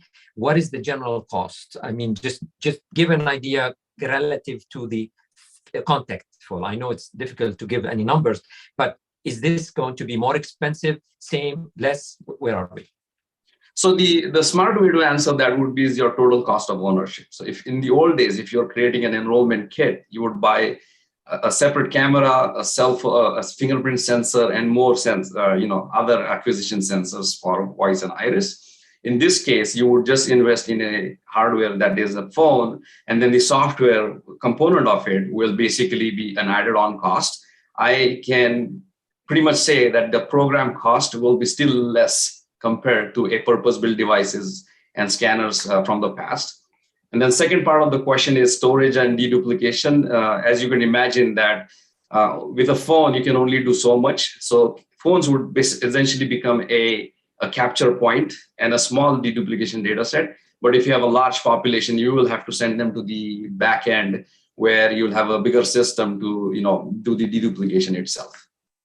And in principle, you could send either the images themselves, or you could send an extracted set of templates from the contactless print that you captured. In theory, yes. But of course, we always recommend to send the images to the backend as much as possible, yes. In order to basically allow for future proofing as the algorithms improve. Okay, how big are the images that you're sending? Just to get an idea about the transmission. In some areas in Africa, for example, image transmission might be an issue. How big are these images? So again, depending on what you'll agree on the compression sizes, of course, they are going to be bigger than your typical WSQ images, contact images. But as we said, what we do is we do extract the images in two forms. One is a WSQ image and one is the original image. So what you could do is that you'll send the WSQ or traditional images online, whereas you could take an archive of the bigger fingerprint images and then do it offline mechanism, if you will. Okay, when you sync somewhere with the Wi-Fi or something, you're able to do it. Okay. Right. I mean, Raul, you are a scientist with impeccable credibility. I've known you, I don't know what, 25 years. You've worked with me. You worked in India. You worked in many places. But some people may be skeptical about what you're saying. Do you have any benchmarks that you can share with us that validate this sense of excitement about the fact that contactless fingerprints are very, very potentially successful? Sure. Let me share a few slides, if you allow me. Yes, please.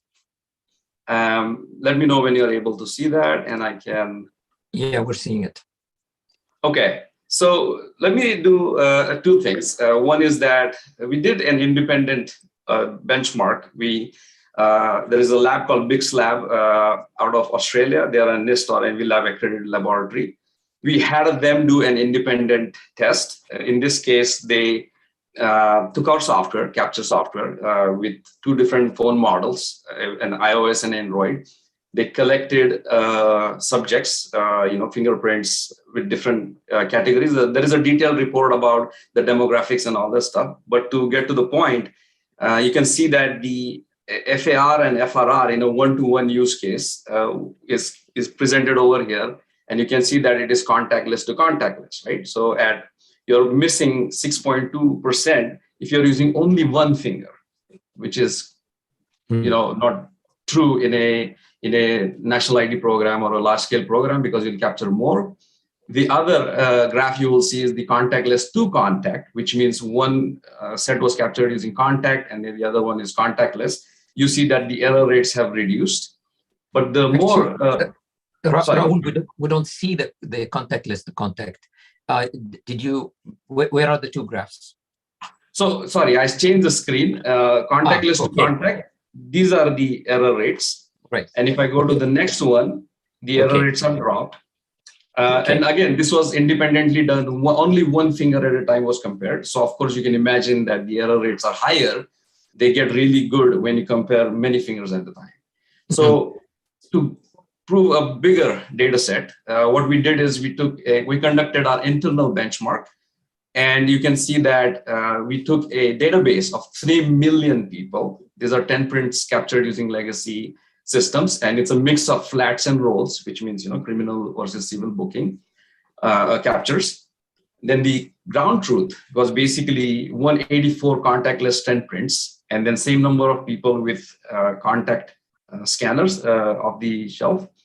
And for the contact data set, we have about 3.5 thousand people with their 10 prints. We mixed these with the 3 million people database. So you can imagine that the database is big enough to do some statistically significant benchmarking. The technology we use for benchmarking was a combination of an AI-based algorithm plus a traditional approach to filter those. To talk about some of the results, you can see that if you take the 1 to N identification approach, now this is not necessarily relevant to a civil ID program, but let's say you were doing a 1 to N search for a criminal investigation. What we have seen is that if you use 8 fingers, which are 2 slaps captured, one after the other, or 10 fingers, slap, and 1 each, more than 99% of the times you will get the person on rank 1, which means you will find the right person, even in a size of 3 million people or 30 million fingerprints. Now we are able to take that further and add a modality like face or voice to get absolutely, a good result in terms of identification. Now, Rahul, stay back on that graph. What is the gap, just for the benefit of the audience, what is the gap at 8 fingers between the contact and the contactless? Okay, good that you pointed out, and I forgot. Yes, you can see that the purple graph is the contact, which pretty much is very close to 0 error rate. But then when you look at the contact, it is 99% and more as you go more. But it is very comparative if you put every aspect of the ease of capture and the total cost of ownership, that this error rate gap that you see is okay when you're talking about these ID4D programs. Okay. Thanks. When you're talking about a national ID program, the bigger, the main question is how does it perform when you're capturing, let's say, the fingerprints and actually doing deduplication. So we did a study, again, with the same 3 million population used, plus the mixed, contactless. Here you can see that we have done 3 graphs. One is a contact to contact, which means all people are using, contacted fingerprints both times. One is contactless to contact, which means once is scanner, once is selfie, and then the last one is contactless to contactless. As you can see that with the traditional, you have really good scores or accuracy, but the accuracy for a contactless to contactless is not too far. It's 0.8%. It's still a lot of room for improvement. And one thing that I will highlight is that this was using a traditional approach of matching, even though we have the information to use more. If you use all the information that we had, these curves or the contactless to contactless would perform really, good. Now, if you look at it from a deployment perspective, what does this mean? Yeah? That you had 992 duplicate people who are trying to get a duplicate ID out of 1,000 would be caught if you're only using fingerprints, and which is not true, right? Because we'll always use something else. And 1 after 10,000 people will be falsely matched. So if I take a 50 million population country, and if you take a rule of thumb of 1 to 2% people will try to get a fraudulent ID, intentionally try it, we'll definitely see that, out of the 5 million or, people or so, only 4 to 5 million people will get duplicate IDs, 4 to 5,000 will get duplicate IDs. Again, I have to be careful saying that if you're only using fingerprints, if you then augment this with face and voice or face plus voice or iris, this error rates will be significantly go down. And I would be confident to say it will be a successful deployment of the program based on these large-scale programs that we've been doing. Mm-hmm. One last slide I would talk about is this is from another UK agency which has been doing independent tests. Unfortunately, I cannot mention a lot of details, but this talks about the uniformity of your performance across the devices. This is the software that we propose, and these are other vendors. So you can see that's these are the phone models like a Galaxy Pixel, Samsung A12. Some of them are old, some of them are new, iPhones. And you can see that the performance across the devices also seems to be uniform, which is great, because that is what I think is important to give that democratized approach of capture sensors. Exactly. Okay, Raul, hang in there. I have a lot of questions for you, but I want to give the forum to Tom Bass. If we have time, I want to discuss with you further questions, and maybe we engage with Tom as well. So, operator, could you please bring Tom on? Tom, your company, yes, sir. Integrated Biometrics, is a leading provider of contact fingerprint scanners and sensors. So some would say contactless fingerprints may pose a threat to your business, yet you're among the companies that are leading the development of contactless fingerprint capture capability. So the question in my mind, is there room for both, and how do you see them relative to each other? I understand you have prepared a short presentation to precisely answer this question. So if you did, I would say let's launch that presentation. Well, let me answer that question verbally first, because I don't have a slide that deals with it. But the concept of contactless fingerprinting is coming at us like a freight train. We just talked about all the benefits that one would get from being able to use the phone you already have to take care of identification, either identity or verification of identity. It's a driving force. It's going to happen. Frankly, we believe that we like to provide what's called leadership technology, and we want to be in this space also with leadership contactless technology. There's a bunch of things we're learning about that that my slides will speak to. So okay. if you want me to bring those up, I'll bring those up now. Yes, please. Guide us through where your position is. Yeah, I mean, our position, I'm going to try to state it bluntly and in your face. Frankly, IB and our partner Biometrics, who's our technology partner, believes from the work we've done and the work we're in process of continuing to do, the following statements, and I'm just going to read them out loud. There's lots of words, but they're all kind of important. We believe that if contactless fingerprints are properly collected, and I'll have to explain what that means, eventually, what that's going to mean is that those images that are collected will meet the new standards that's being created by NIST for contactless imaging. We also believe that contactless fingerprints, if they're not optimally collected, and many phones in the world do not have the capability to optimally collect those images, we believe. I'll talk about that as well.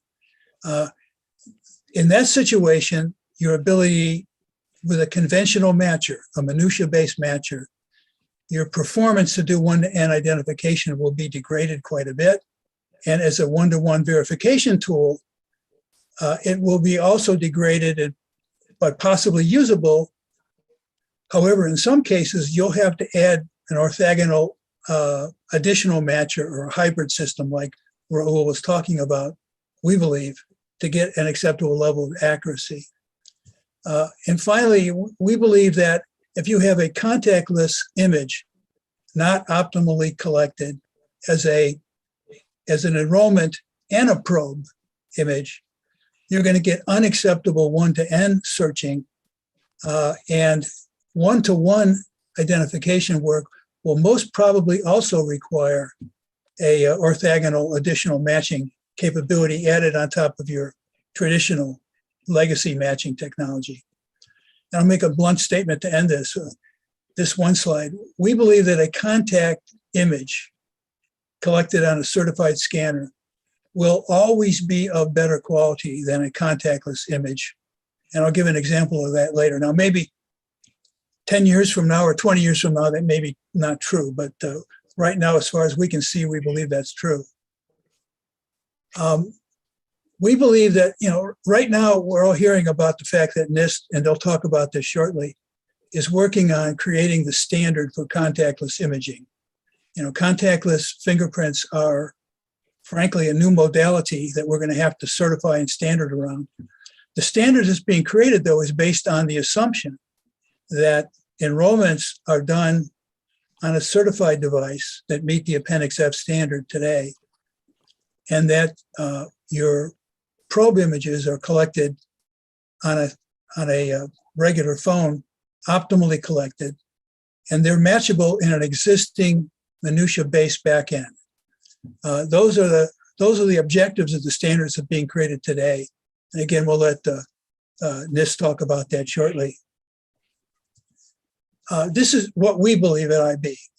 We believe that if you can collect what we call optimally collected fingerprints, that means we are requiring that the focus of a slap image of all 4 fingers is optimum, and that the resolution calculation of the rendered image that you create for all 4 fingers is controlled within 2% of 500 pixels per inch. We also propose, and we think this system is going to require, that the image rendering process does not introduce artifacts. Final statement is, and this is consistent, I think, with what Raul was saying, some smartphones, most of the modern smartphones today, offer a camera focus API called Camera 2 API that provides sufficient controls for an SDK to achieve the above objectives with a conventional phone. However, there are many, many phones out there that are in use today, lower cost phones, that do not expose those controls to the SDK. And therefore, many of the images you collect from the point of view of a minutia matcher are not optimally collected. We don't really have a stance on AI relative to its pros or cons. We believe that if you properly collect or optimally collect contactless images, there will be sufficient undistorted minutia in that image to allow you to reliably match in a minutia-based matching system such as the IAFIS or any other large existing minutia-based database. We believe that using AI to render a fingerprint more matchable could, I'm not saying it will, but it could potentially introduce artifacts. And during my years of growing up in this industry, artifacts were always considered not to be a good thing to have in your images when you're presenting them for matching. Could result in false matching. So our position at IB is that if you properly collect the fingerprint images, you don't have to use AI. The image that you are able to produce and deliver to the back-end matching system are sufficient for a reliable match. I will, however, concede, and I agree with Raul, that if you're willing to add some additional matching functionality on top of your minutia, or maybe in place of a minutia, that tends to be these days proprietary, you can achieve greater levels of accuracy, and I'll leave it up to those who are creating such matchers to prove their ability to do that. But our position right now is collect them optimally. You can use them and leverage the large database that's already existing all over the world for the investments that people have already made to use minutia-based matching backends. You could argue, you could ask the question, okay, if you do that, what kind of accuracy are you going to achieve? And we were fortunate, there was a recent study done that we didn't even know was going on by an organization in the United States called CITER, which is the Center for Identification Technology Research. They happened to use our algorithm to on an S20 and an S21 Galaxy phone to optimally collect images.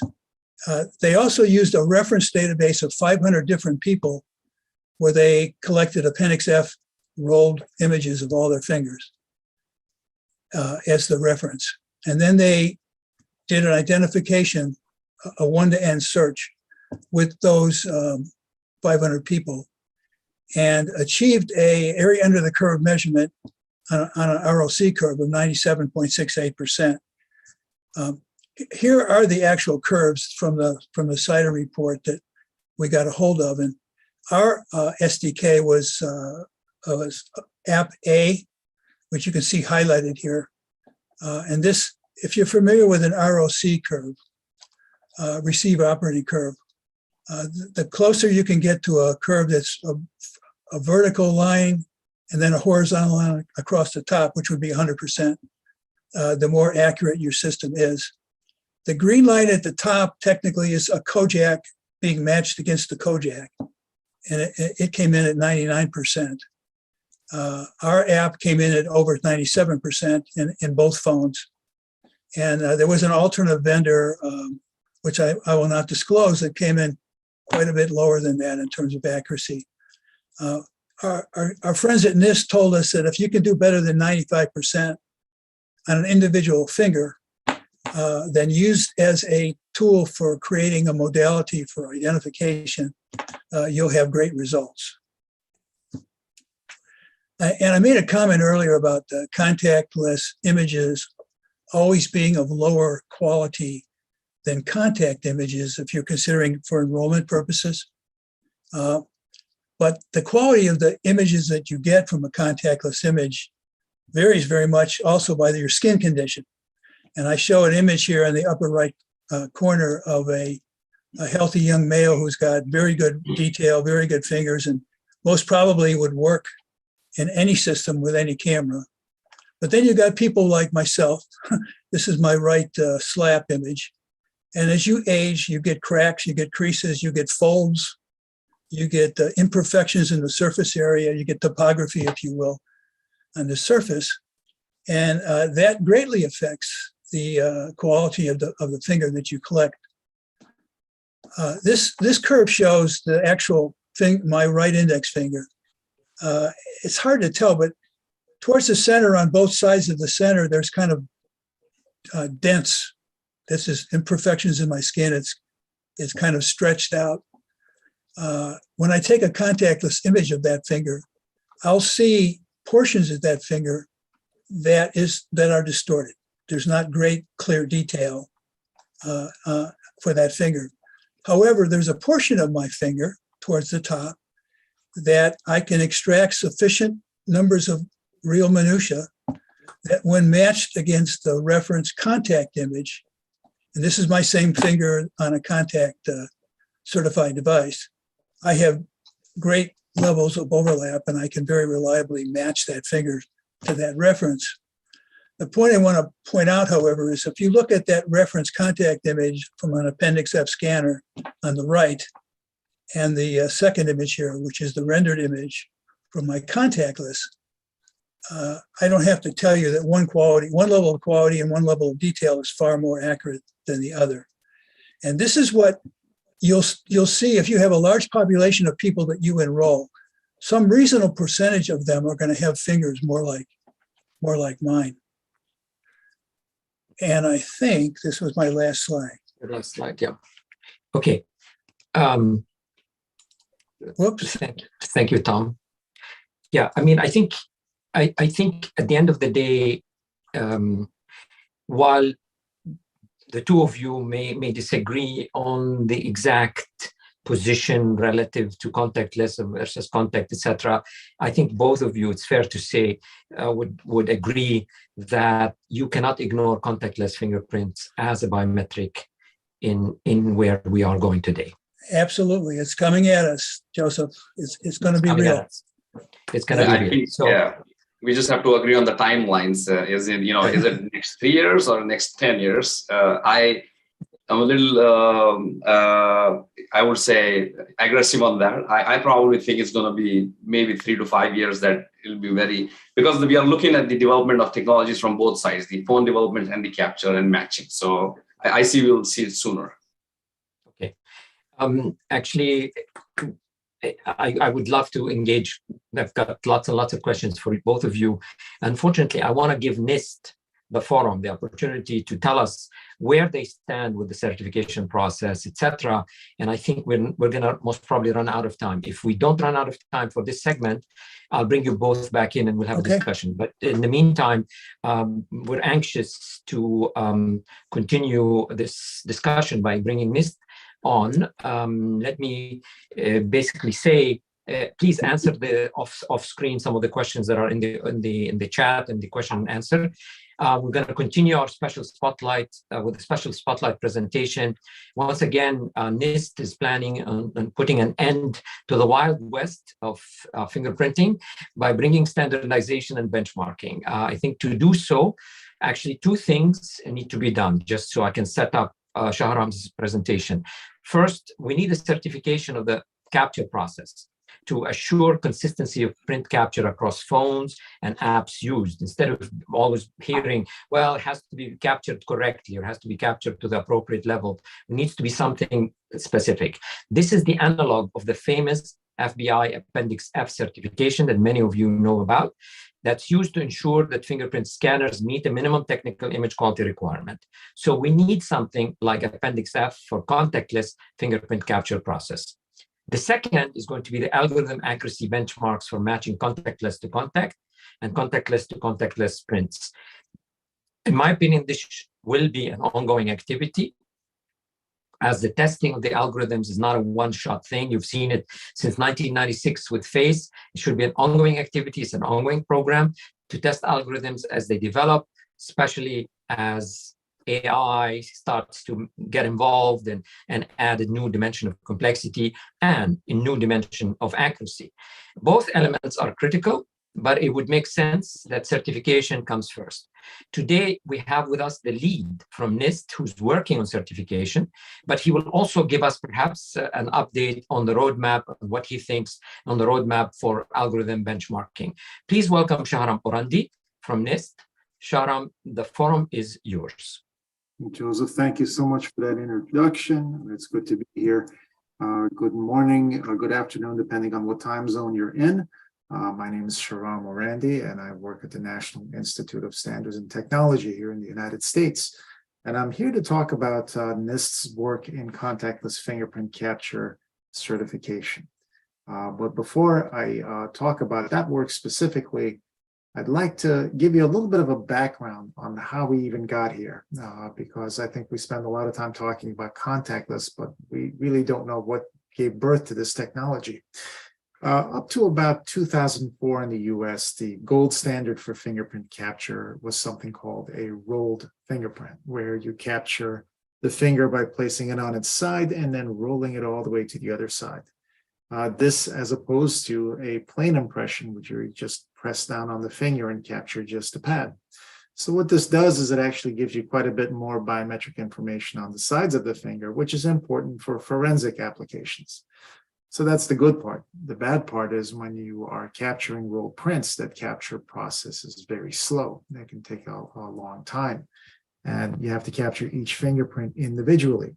And this problem is compounded if the collection process is not from a willing participant. For example, if you are doing an arrest, this can take quite a bit of time. So in 2004, the US government issued something called the Fast Capture Initiative Challenge. This was a challenge that the NIJ sent to the market.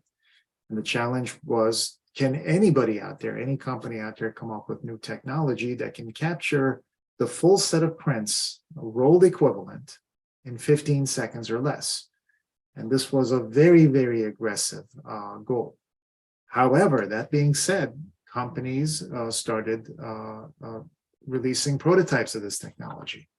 And we were fortunate enough to be partnered with the NIJ, and NIST started testing some of these devices early on in its inception.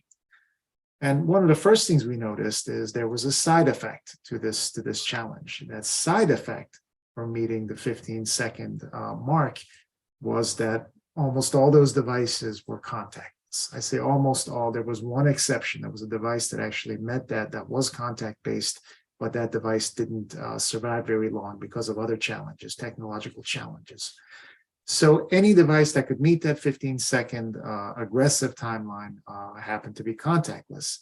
They got there by eliminating entire steps in the capture process. You couldn't just optimize the process a half a second here, a half a second there. You had to cut out entire things, like, for example, placing one finger down, rolling it all the way over to the other side. They eliminated these entire steps, and they saved quite a bit of time in the process. The bad news was that our early testing showed that there was significant negative impact on legacy systems. So these images didn't work the way the contact collected images did. And the impact we found early, it was not limited to that mixed case where you have an existing contact system and you want to submit contactless to that system. This impact was also something that we could measure in the contactless to the contactless use cases. It was less pronounced, but it was there as well. And by the way, through my presentation, you see these references here. This is NIST IR 8307, 8315, 9392. What this means is there's certain statements I'm going to make where the data for that statement can be found in these publications. They are freely available and there's links to them at the end of the presentation. So our testing showed that there was significant differences between these legacy contact images, the legacy contact images than the new nascent contactless images. Let's take a look at some of those differences because I want you to kind of see it yourself and see what we're talking about. In this particular example, I want to show you how contactless captures too much information. So the image on the left is an image that's been collected with a contact collection device. This is a legacy device. This is what we've been using until now.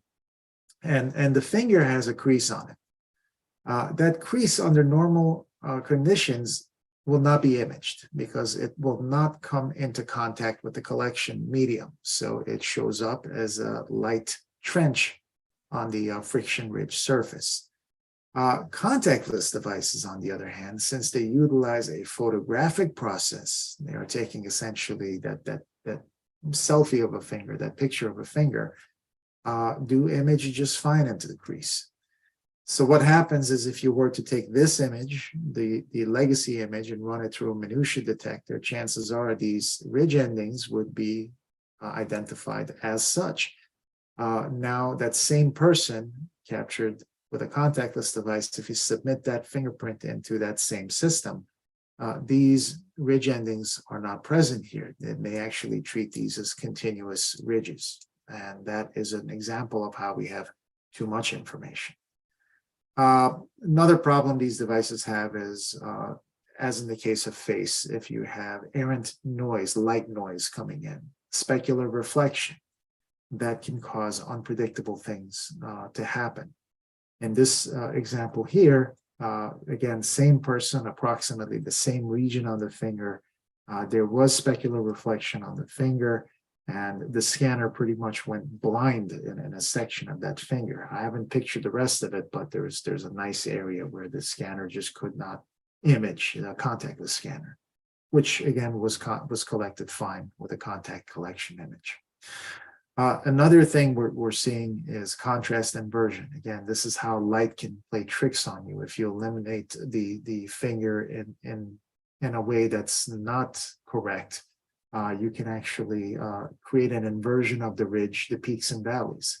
So the image on the left here, you have, for example, a ridge that is properly showing up in a darker shade, and the valleys are showing up lighter on the two sides of it. That same ridge with an illumination problem on the finger shows up as light, and the valleys are dark. So we have an inversion of the contrast in the finger. And to make that even more problematic, that contrast inversion oftentimes does not occur across the whole finger. It's not just as simple as taking the image and inverting it and hope it goes away. We've seen it happen, for example, and almost like a diagonal, half of the finger is impacted and the other half is not. So and another challenge we're seeing is depth of field. So with contact, the depth of field problem is kind of easy. What you do is you take the fingers and you squish it against a sheet of glass, and you don't need a large working spread on the z-axis. The problem is easy. You capture the image and you don't need that working distance. Contactless, on the other hand, what happens is, yes, it is sensitive to that depth of field issue. And as you go towards the edges of the finger, you start losing fidelity. So the first thing that happens is you get compression of the ridge structure. The ridges appear closer together as you go towards the edge. And then eventually most of these scanners don't have the ability to capture what's on the far edges of that. I mean, that's just a limitation of the technology. You can't see around the corner. That's what's happening. Another issue we're seeing is that while modern cameras are very good, such as the ones on a cell phone or industrial cameras, there's limitations. So you have a limited amount of working volume where you capture the fingers. And since this is contactless technology, you are essentially trying to capture this moving object in free form space. And you've got a camera with a limited field of view. So what happens is you can have cases where, for example, a digit is not captured or a portion of a digit is cut off. And we do see that happening right now, although that's getting better as the technology is improved. For example, we've seen some vendors provide assistive technologies that say, all right, move your hand here. But that usually assists you when you have an operator in the loop and somebody's assisting the capture. If you are truly doing this in an unattended fashion by yourself without any assistance of an individual helping you through the process, this can be a problem. So these are the differences. These are a visual example of some of these differences, and these differences have consequences. As some of them I just talked about, algorithms that are designed to operate on contact collected images can, and they do, malfunction on some of these contactless images. It's not that these images are bad, these images are different, and the algorithms, the legacy ones, haven't been properly designed or trained for these new types of images. Another thing we've noticed is, and this is related to the previous bullet, the throughput of the system is diminished. What does that mean? Well, let's just say this. If you have a system right now that you're processing contact collected images and you are operating at near 100% of your capacity, if you switch to contactless, you will probably have problems. Your system will thrash because these contactless images take longer on the system. We've seen that experimentally. It slows the machine down. And we think that's related to that first bullet, that you have to train the algorithms to be a little bit more resilient when dealing with such images. And ultimately, related to both of those bullets, the first two bullets, the system accuracy is diminished. You take a hit. And that could be because of a number of reasons. One of them is too much information, not enough information. The sampling resolution is wrong. There's a lot of little problems here, but these problems, there is mitigation strategies for these. And this highlighted the need that we need assurances on the information content, things that we can control about the image, and to bring this technology into parity with the legacy systems, because the legacy systems do have that. This is what they have. They have that consistency and parity. And what is responsible for that consistency and parity with the existing legacy systems is that Appendix F certification you keep hearing about. Appendix F certification is a pretty old certification. I believe it's almost 30 years old now. And this was put into place to ensure that consistency and that information content assurance for contact collected images. So what we set out to do is to create an analog for Appendix F, but for contactless. So what does Appendix F look like? I'm just going to really briefly touch upon it. Appendix F is a combination of targets and software apparatus that you can use to test the device with. So what you do, for example, is this is what's known as a Ronchi pattern. A Ronchi pattern, you take a printed two-dimensional Ronchi pattern, and you place it on your device, and you capture the image at a specific sampling resolution. So 500 ppi in the case of the United States and many places in the world. That image is loaded into the software. We let the software know that we just ran through a 1 millimeter wide Ronchi pattern. The software can verify that the image that came out of that device actually does meet the specs of the original target. You can actually compute that. And Appendix F has several targets. There's a sinusoidal pattern, grayscale gradients. and also uniformity targets that you use, among other things. And so that's the testing regime that's been used for a very long time to ensure that consistency and that quality, that the information content that we see in contact collected images. So what we did is we created an analog to some of these things. So first of all, we started developing targets very early on. That these targets, obviously, you can't use a two-dimensional target on a device that's built to operate in three-dimensional space. So our targets were three-dimensional. And the initial generations were very rudimentary.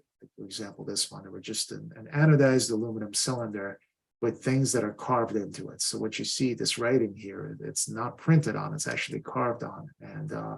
And these specifications that are carved into the scanner tell you, for example, the dots on this target are 0.4 millimeters wide.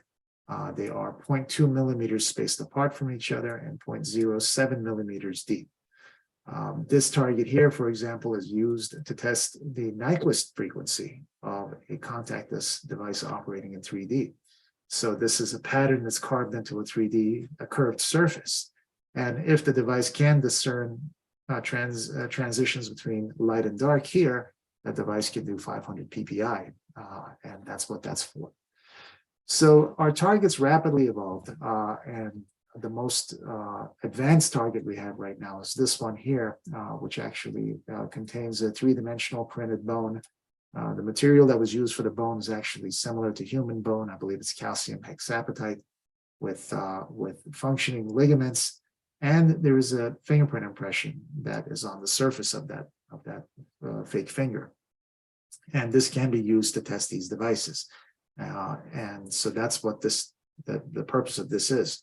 This can be presented to a scanner. We know what the specifications are. We know exactly what we imprinted on the surface.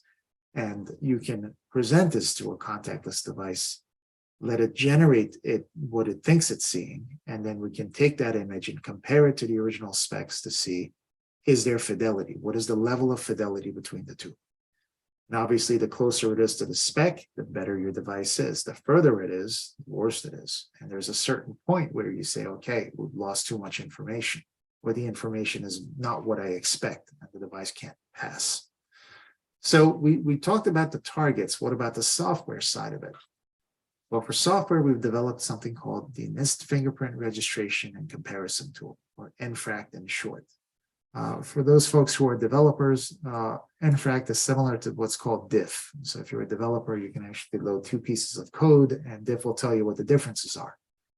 NFRACT does that for two fingerprint samples. So what you do is you load a fingerprint sample here, you load a fingerprint sample there, and it does a series of tests to tell you, for example, the different metrics that we programmed into it. And in this particular case, for example, it looks at structural similarity. How close is the ridge structure between the two samples? It looks at the similarity in the frequency domain. There's multiple things that we look at. And those measurands, those things that we look at, have been defined in this special publication, 500-336. So we did a comprehensive study of what we can look at that is in common between both contact and contactless, and NFRACT actually calculates those differences and provides us with a report card. So we had the targets, the design of the targets, we had the software. What went wrong? Well, something did go wrong. COVID hit us, as with a lot of different organizations throughout the world. COVID shut down quite a bit of NIST. Our manufacturing facilities, we had to close the doors and we had to leave and go remote. So we couldn't finish the targets on time. And so we regrouped and we refactored our test. We needed a target that had guaranteed availability that hasn't been manufactured. So what we thought about is, well, there's a test operator that conducts these tests. There's a person sitting at that station. Why can't that test operator actually be the target for the testing? And so the new refactored procedure requires the operator to capture their own fingerprints using an already certified device. This is an Appendix F certified device, one that we know is good. And then they capture a second fingerprint using the contactless device they're testing. The image pair is loaded into NFRACT, and NFRACT generates a report card on the spot. So this approach is being tested by 22 stakeholders as of October this year. We're actively getting feedback. We consider this a big win because the fingerprints stay at the testing facility. Nobody has to send any fingerprints back, and you don't have to worry about the privacy issues. It provides type certification, so they can test the one device and send the results back. But in addition to that, they can do ongoing calibration testing, which you can't do with Appendix F unless you keep sending the device back and having it retested by somebody. You can test it yourself. And this does define interoperability for contactless to contact cases as well as contactless to contactless. Now, the one missing piece here was data interoperability that I'm going to talk about. And that actually culminated in another special publication that we developed at NIST. For those of you who are familiar, NIST has led the development of something called the ANSI NIST standard since 1986. This defines how to exchange biometric and limited biographical information between stakeholders. In 2021, we started with a coalition of 68 partners to develop an adjunct to that ANSI NIST standard, which ensures the consistent exchange of information, which included a new impression type and an expansion of the make, model, and serial number, because that is always more complicated with contactless. I've heard many people talk about how contactless, you got a phone. Well, you've got an operating system on that phone. You have a phone model number, and now you have a vendor whose software is running on that phone. So we had to expand that, and that introduces better traceability for contactless. And one item I didn't mention in here is, and I heard it mentioned, I think Joseph mentioned it, that, what about, AI coming and reprocessing these images? So that was actually included in this. A couple of vendors asked for it, and we included a provision where you can include the original sensor data into this packaged submission, in addition to the fingerprints, so that in the event the vendor's algorithms are updated, they can reprocess the images. So we want to create a little bit of an insurance policy. And so all of this right now is informative. In other words, if you want to do contactless, you want to pilot test, everybody has to be in agreement, but at some point in the future, it could be normative by community vote. So the ANSI NIST body, for example, can vote on this and bring this into the standard, just as we did with mobile ID, for example. Mobile ID started as a best practices recommendation, and it became part of the standard. So in conclusion, NIST has been testing this nascent technology since its inception, and we've been working with the community to develop certification standards for it. Because of COVID, our goals had to be refactored, but this refactoring actually yielded a bit more flexibility and a bit more utility. The work that I just got done talking about actually is split into 4 major components. There's 3 special publications and 1 software package. The third special publication is currently under review. It does not have a specific number assigned to it, and I apologize, I just put down SB 500XXX, but it is scheduled hopefully to be published in November, so it's a few weeks away from publication. And we love to hear from you. If you'd like to get status updates on this, please don't hesitate to send us an email to fastcap@nist.gov. Especially if you have suggestions, questions, we are always available. Thank you. Presentation. Thank you, Shahram, very, very much for this fascinating presentation. It just shows this is not a simple task, but getting to a normative point is very, very important. And I credit NIST with having accomplished it for the context, and we're looking forward to many, many steps to accomplish it in the contactless, because as you've heard, contactless has very important ID4D applications. Unfortunately, we ran out of time for this segment. We need to move on. I'm sure we're going to be bringing you and others from NIST in the future to keep us informed. In the meantime, if you care to answer some of the questions off screen, we would be very, very appreciative. Thank you once again, Shahram, for being with us. Thank you. Okay, we're now moving to segment 4, consumer identity management and ID4D. Up until a few years ago, consumer digital identity has consisted for the most part of a username or a telephone number and a password. And it allowed users to interact with service providers online or social media platforms. But each platform or provider required a different identifier or used a different identifier. This resulted in the proliferation of many digital identifiers for each person and created significant challenges to manage them. We are in this situation because the concept of identity was not inherently built into the internet. Digital identifiers were required as an add-on to enable each bilateral interaction or relationship online.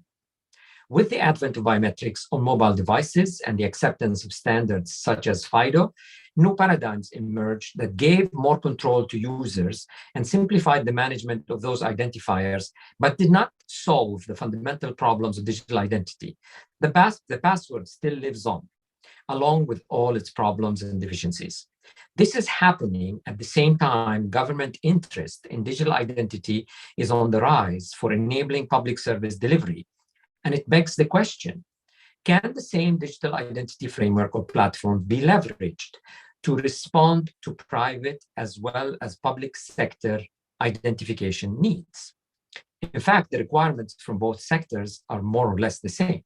Both are looking for a digital identity that is secure, trustworthy, verifiable, and assertable across services, applications, and devices. It should be under the user's control and subject to their privacy settings, and should be owned by them and not revocable by a service provider. It should also be inclusive, being available to all. Optionally, it should be possible to link digital with physical identity, perhaps through attestations or endorsements of trusted government agencies who can warrant identity uniqueness and existence. I'm not arguing here for a single digital identity per person, as I believe individuals need to have choices. This is the concept of digital multiplicity of unique identity, and is a topic we will explore further in future episodes. Here, we want to learn what consumer-facing organizations have been developing as new paradigms for digital identity. These companies have been building platforms for identity management that go beyond their core needs and that can be used to support broader identification needs, perhaps even in support of government service delivery. We're going to run this session first through two quick one-on-one conversations, one with Microsoft and the second with Mastercard. Time permitting, we will have a panel discussion to try to look for areas of consensus on what form of digital identity paradigms of tomorrow may look like. Let us start with Colleen Elliott from Microsoft. Colleen, welcome, and thank you for being with us. Colleen, Microsoft is no stranger to identity management. You've been in it for a long time, and you touch so many people. Can you give our audience an idea of the scale at which you've operated? Thank you for having me, Dr. Atick. I'm really happy to be here again on this panel. So I'm the Global Digital ID Strategy Lead for Public Sector at Microsoft. And many of you may know Microsoft is the world's largest identity provider. We have an IAM platform that's been around for quite a long time called Azure Active Directory. And within that platform, we manage over 1.34 billion identities. And we serve over 100,000 organizations. And on a daily basis, this platform manages over 30 billion authentications. So it's truly a hyperscale platform supporting identity services globally, service providers globally. And in terms of security, we are seeing over 24 trillion signals per day. And we use this information to help our customers in terms of securing their environments in real time and monitoring activity. So quite a large service with a global span. So, yeah, I mean, nobody will put in question your qualification as an organization to manage identity. You've been in it for a long time. Yes. But we've all grown up with Microsoft and the internet, with so many digital identities. We've got Hotmail, we've got Gmail, we've got all these digital identities. Why do we need a new paradigm now? Well, as you mentioned in your opening talk, digital ID is somewhat broken. But it's really being driven by the volume of transactions that are moving to the digital sphere. So username and passwords are very well-known, form of identity, well used today. However, they're not secure enough for many of the transactions that we want to begin seeing more and more online. So those that are health-based, that deal with sensitive health data, those that are financial in nature, whether it's government benefits or opening a bank account or purchasing assets. So these types of high value, high sensitivity services need a stronger, more trusted identity. And so you're really just seeing, the evolution of technology combined with consumer demand that is driving the need for change. And so what is that change going to look like? I mean, you've been collaborating with various groups over the last at least 3-4 years that I've been following you, and you've been developing new models for digital identity based on decentralized architecture, among others. So give us an idea about your strategy and your vision for this new paradigm for digital identity. Yeah, and you just touched on it. We really believe strongly that decentralized everything is here, it's emerging, and everything is becoming much more decentralized. So identity needs to meet the needs of this new decentralized world that we're living in. So I'll just talk a little bit about my experience to bring it home. I used to be a public sector, a public servant, worked in the public service for 14 years here in Canada before joining Microsoft. And one of my main roles was moving services online. How do we better serve citizens through more convenient access to service? And one of the biggest blockers that we faced in trying to do this was identity. The identity credentials that were being used were just not strong enough, whether they were from the private sector or they were government-based identities. And the physical documents that we use to prove our identity in everyday transactions also is not designed for online use. And the user who's at the center of all of this really doesn't have control over these online identities. They're dependent on organizations like Microsoft or like their government that has to issue them these credentials, whether they're online or their physical credentials.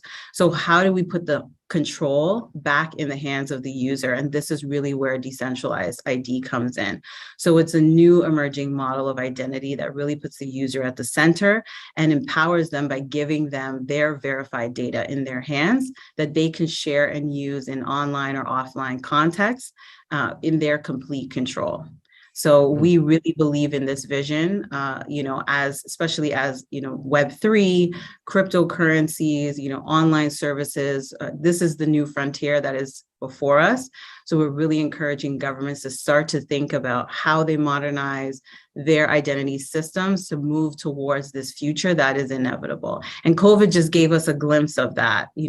Tons of transactions moved online, but identity fraud also skyrocketed. And I think someone mentioned that earlier in their presentation. So how do we create this new decentralized, secure form of identity that can meet the needs of the population? Walk us through the architecture. You're not talking about a vision. You actually realized some of it. You've got some offering in the marketplace that's brand new and that can actually achieve some of the objectives that we would look for. So walk us through the architecture. Help us understand how would we embrace this kind of platform. Okay, I'm just going to pull up some slides here just to show folks kind of how this works. So I've touched on this a bit already. So, centralized and federated models of identity are quite well known, but, largely the control of the identity is in the organizations that provision them. And decentralized turns that on its head by saying, let's issue credentials that are fully in the user's control. So just a high level, journey before I jump into the architecture. How decentralized identity works is it's really based on this model of digital credentials being verifiable credentials. So these verifiable credentials are based on an open standard. So typically what will happen in the future is a person will show up for a service online. So they'll go to a website, maybe a government site, because they want to get access to a government service, signing up for a benefit, for example. That service will prompt them to prove their identity. So in step 2, there'll be some sort of identity verification. This can be biometric based, or it can be, multi-factor authentication, depending on the needs of that service and the sensitivity of that service. That information that is submitted, whether directly to government or through a third-party verification service, is then validated. So it's validated online using cryptography and other verification technologies. That information is shared and reviewed. If the person passes that identity verification step, this is where they are issued their verifiable credential, which is a type of digital ID, as I mentioned, based on open standard.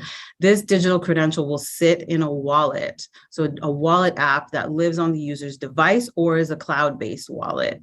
Okay, and anytime the user is asked to prove their identity in the future, they can simply share this credential from their digital wallet.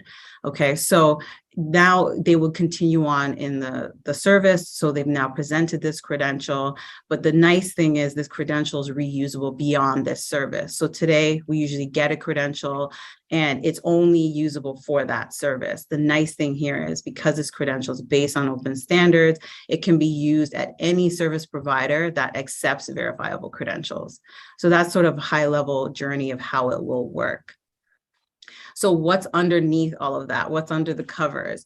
So I mentioned verifiable credentials. So again, this is based on an open standard. It's a new type of digital credential that helps one prove their identity. So it's a set of claims about me. It's my personal identity data, my name, my date of birth, my address, where I reside, what state or province I reside in, if I'm a student, if I'm an employee. So it can be a number of things. And these different claims or pieces of data can come from a variety of organizations. So not just government, can come from private sector as well.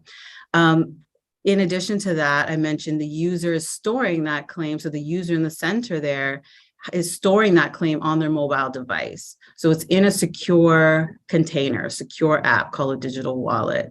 And this wallet also does key management. So many of you on the call may be familiar with PKI. It really leverages that technology to secure this credential on your device, in addition to other authentication technologies.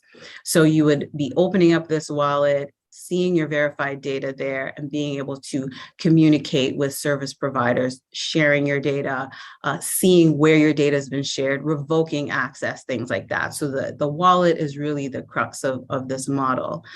And in addition to that, the verifiable credential comes from an issuer. So on the left, you'll see a government agency, for example, may issue a digital credential to the user. This could be of their citizenship. And then on the right, you see the verifier. This is the service provider that's providing a service to that user and needs that proof of identity in order to provision that service. So they are sending the request to the user's wallet, and the user is then acting on that request. So this is really, how the model is intended to work. Now, underneath all of that, I mentioned cryptography. I mentioned PKI. So there is a decentralized public key infrastructure, also referred to as a registry, a verifiable data registry, where there is a public key that the verifier is able to look up to validate the verifiable credential that's being shared with them. So I, as a user, need to prove my age. I share that credential with the verifier. The verifier gets the credential plus some data. That data is, where do I go look to verify that this credential is valid and it was issued by a trusted organization, in this case, government. So this all that I'm describing happens automatically. So it's really automating that validation and verification exercise that is done most times manually today.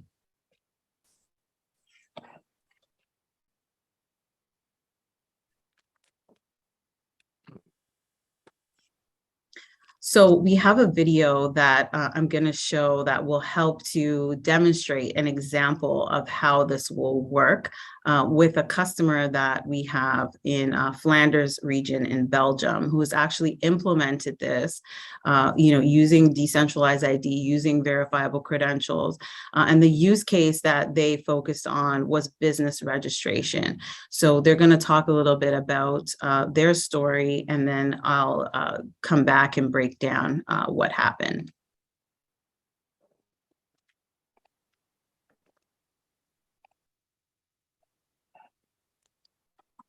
Citizens in Flanders in Belgium can access a wide variety of government services using their electronic identity. Digitaal Vlaanderen partnered with Microsoft and others within the open standards community to evaluate emerging technologies for verifiable credentials and decentralized identifiers. In addition to the technical solution, Digitaal Vlaanderen is actively working towards regulatory changes to empower citizens to control their identity so businesses can have greater verifiability while protecting privacy for the citizen. To start a business in Flanders, regulation requires citizens to deliver data and the government to verify this data, among them proof of age and minimum legal capital. Today, citizens must invest a large amount of time and requires them to share their data with many different sources. We challenged ourselves to think how we might make it easier to start a business in Flanders while ensuring privacy by design. Thanks to this innovative project, a citizen can now get proof of age from My Citizen profile and minimum legal capital from participating banks as a verifiable credential that they can control. Citizens can have their application quickly verified and get started with a new business. Now, we are convinced that such an open standards-based approach can make it greatly simpler for citizens and governmental agencies to accelerate starting new businesses. Furthermore, it has been interesting to see how citizens can present real-world facts to regulated processes, much like they are used to in interacting with everyday websites. With this new approach, citizens can easily keep track of what information is shared with whom. They can understand for what purpose, and if they choose, restrict further access. We are especially excited to see that such an easy-to-use interaction still ensures a high level of verification across regulatory agencies. In conjunction with the work we're doing with the government of Flanders to give every Flemish citizen control over their data, we're also very excited to be working with Microsoft to use their identity system to ensure trusted access to that data. With Solid, every citizen gets their own data store and can determine who can access that data and for what purpose. And with Microsoft and INRAP combined, it's going to be truly exciting to realize this new world of a safe and innovative and interoperable use of user-controlled data. We want to invite other government agencies and private sector as well to help make scenarios to come to life for broader use for citizens in the region of Flanders and across Europe. Very, very good. Actually, you mentioned something about open standards, but also open source. Could you elaborate a little bit, and maybe if you have anything to say more to explain this application? Go ahead. Yes, absolutely. So verifiable credentials, as well as the decentralized identifier, which is the identifier attached that enables this model attached to the identity. These are based on open standards being developed through the W3C, so the Worldwide Web Consortium. We also contribute to other standards around authentication that are being used in this model, so OpenID Connect, for example. So the piece of the platform, or what we have open sourced in this case, is the wallet. So open source. Yeah, customers have the ability to use the Microsoft Authenticator wallet should they choose. In the example that you just saw, the partner that we collaborated with, Inrupt, is working with the Flanders government to give every Flanders citizen a wallet or a data store, they call it, called Solid Pod. So this Solid Pod is cloud-based, and it operates almost like a portal, but it is a secure container like a wallet where they will store their identity data. So they're not using Authenticator in this case, they're using something else. And so we provide that software development kit and that flexibility to enable customers to choose.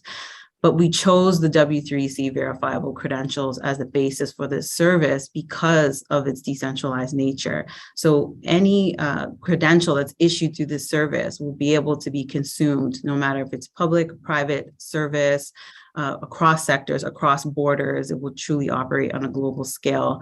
And it is supported by a distributed ledger or blockchain. So there's also some flexibility there as far as how customers want to do their implementation. Actually explain that, because we want to make sure people understand what goes on the blockchain, because there are a lot of misconceptions about how identity on the blockchain would be implemented. So please explain that, and explain how different this is from self-sovereign. In a way, there is a self-sovereign element in it, but you're not really adding any trust into it by just declaring yourself. You're relying on others who can give you that trust. So explain the ledger and what goes on it and what goes onto the data store. Yeah, sure, no problem. So the ledger is really the crux of the decentralization. So the blockchain technology just enables that global scale that we really want to see with identity credentials, so that they can be in the user's control and used anywhere. So it just provides the ability to automate how keys are managed. So as I mentioned earlier, a user will have a digital wallet, and in that wallet, they'll have these verifiable credentials, and they'll also have decentralized identifiers. And the wallet also performs a function of key management. So in order for me as a service provider to trust a verifiable credential that's being shared with me, I need to check who it's been issued by and who it was signed by. So this is where PKI comes in. So the user gets a verifiable credential that is signed and it has a private key. There is a corresponding public key that is on a registry. And as I mentioned, that registry can be blockchain.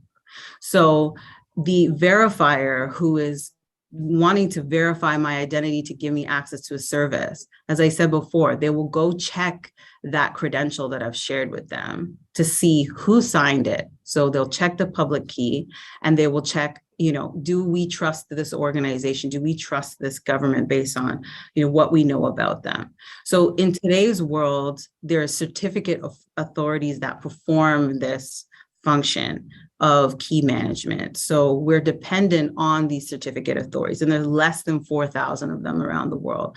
So blockchain is simply replacing these humans, these entities that are really controlling key management. They're really managing keys, so on our behalf. So it's replacing that, and it's automating it. So we have a private key, it stays with us, it's stored in our wallet. Our identity data stays with us, it's stored in our wallet, secured on our device. The public key that points to who issued me these verifiable credentials sits on the blockchain. So that's all that's there. That's right. Okay. Actually, it's quite exciting to see this development, because it's a form of convergence of many ideas that are coming together. And the key question is, how do you see the deployment, and how do you see governments working with you or participating in the adoption of this type of platform? Yeah, absolutely. So number one, it's an open standards-based platform. So this is not exclusive to Microsoft. You're going to see many other providers, digital identity or otherwise, that will be getting into the decentralized identity space.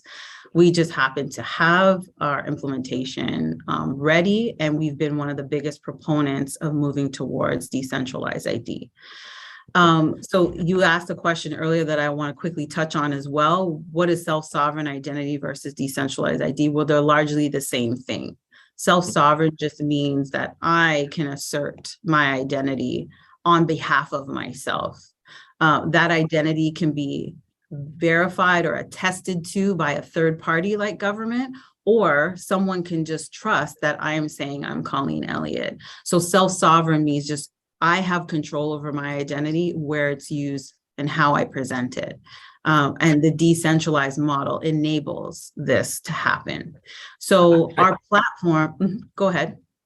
I think it's important, however, to point out that when you start with an empty assertion. I can create so many IDs, some of them could be fake or whatever. What makes an identity really valuable is the fact that others can give me accreditation, attestation, or something like that. I mean, the whole idea is that we're not talking about the Wild West where we were going to manufacture identities that are fake. You can generate them, but they're going to be useless, because unless you have some trusted attestations in them, then their value is not there. And so to that extent, it's important to keep in mind that even when we are self-sovereign, we need the government to attest to our existence, our uniqueness, and other things like that.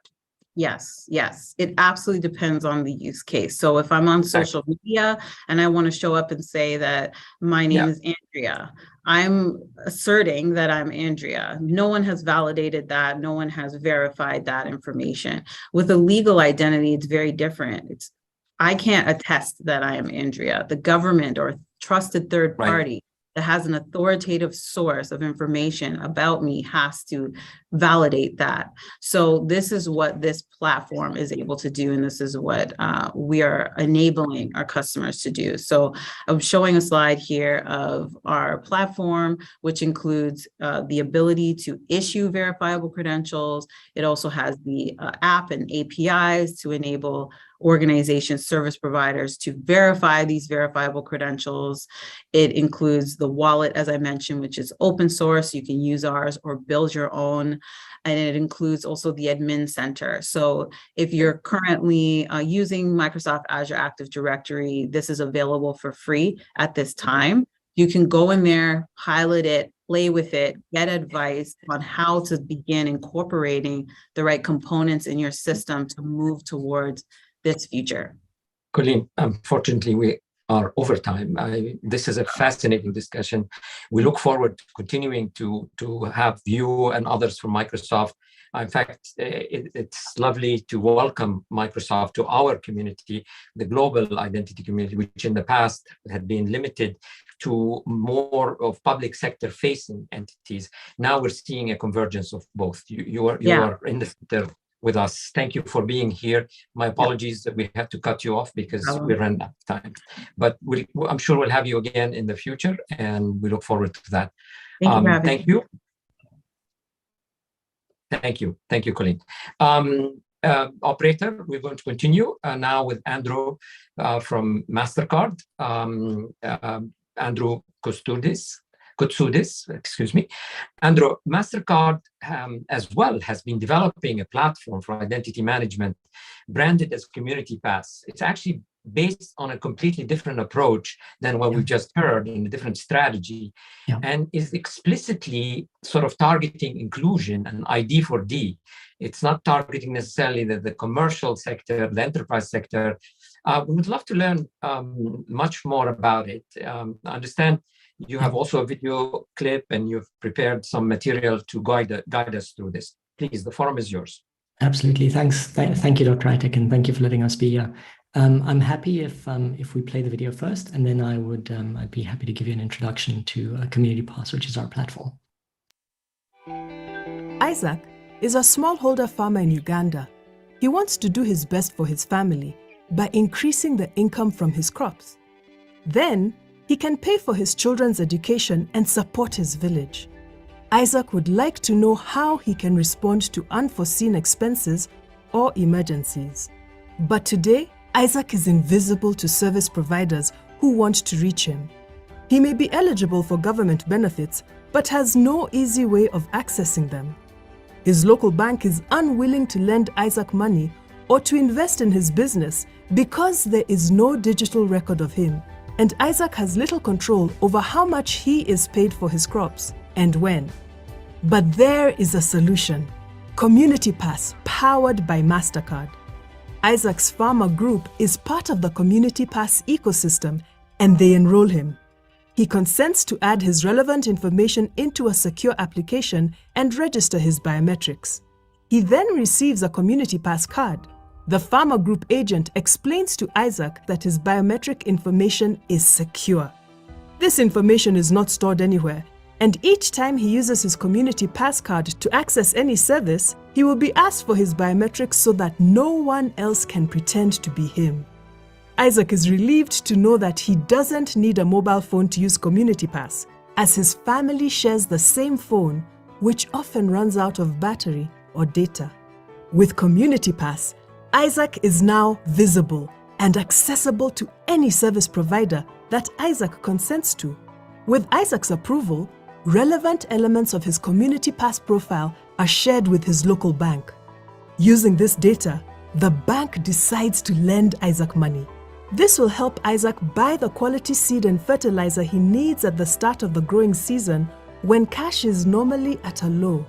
This means Isaac can grow more maize and earn more money to support his family and community. When Isaac takes his maize harvest to the farmer group, he confirms his crop value by tapping his Community Pass card and providing his biometrics. This reduces the likelihood of any disputes or fraud. It also ensures that Isaac will get paid the right amount. Isaac is paid instantly to the account issued by his local bank, and the money is available on his Community Pass card. This is much quicker and safer than cash.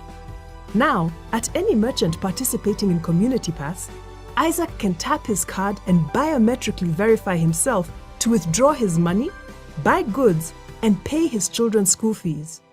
He can also check his balance, set aside savings, and receive subsidies or government disbursements onto the same Community Pass card. The merchant is also happy because Community Pass gives him new revenue streams and creates more loyalty with his customers. When Isaac is paid for his maize, his outstanding loan amount is automatically deducted. Because he's such a good customer, the bank is happy to lend to Isaac again and offer other services, such as crop insurance or loans to rent better equipment.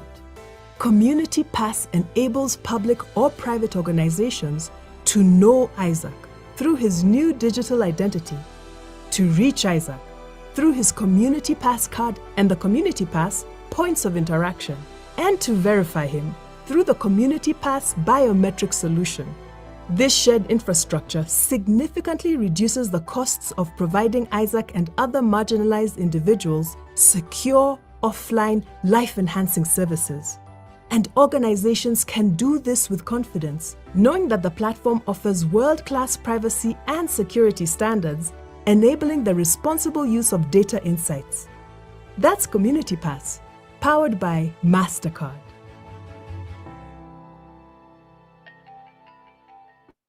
Very nice.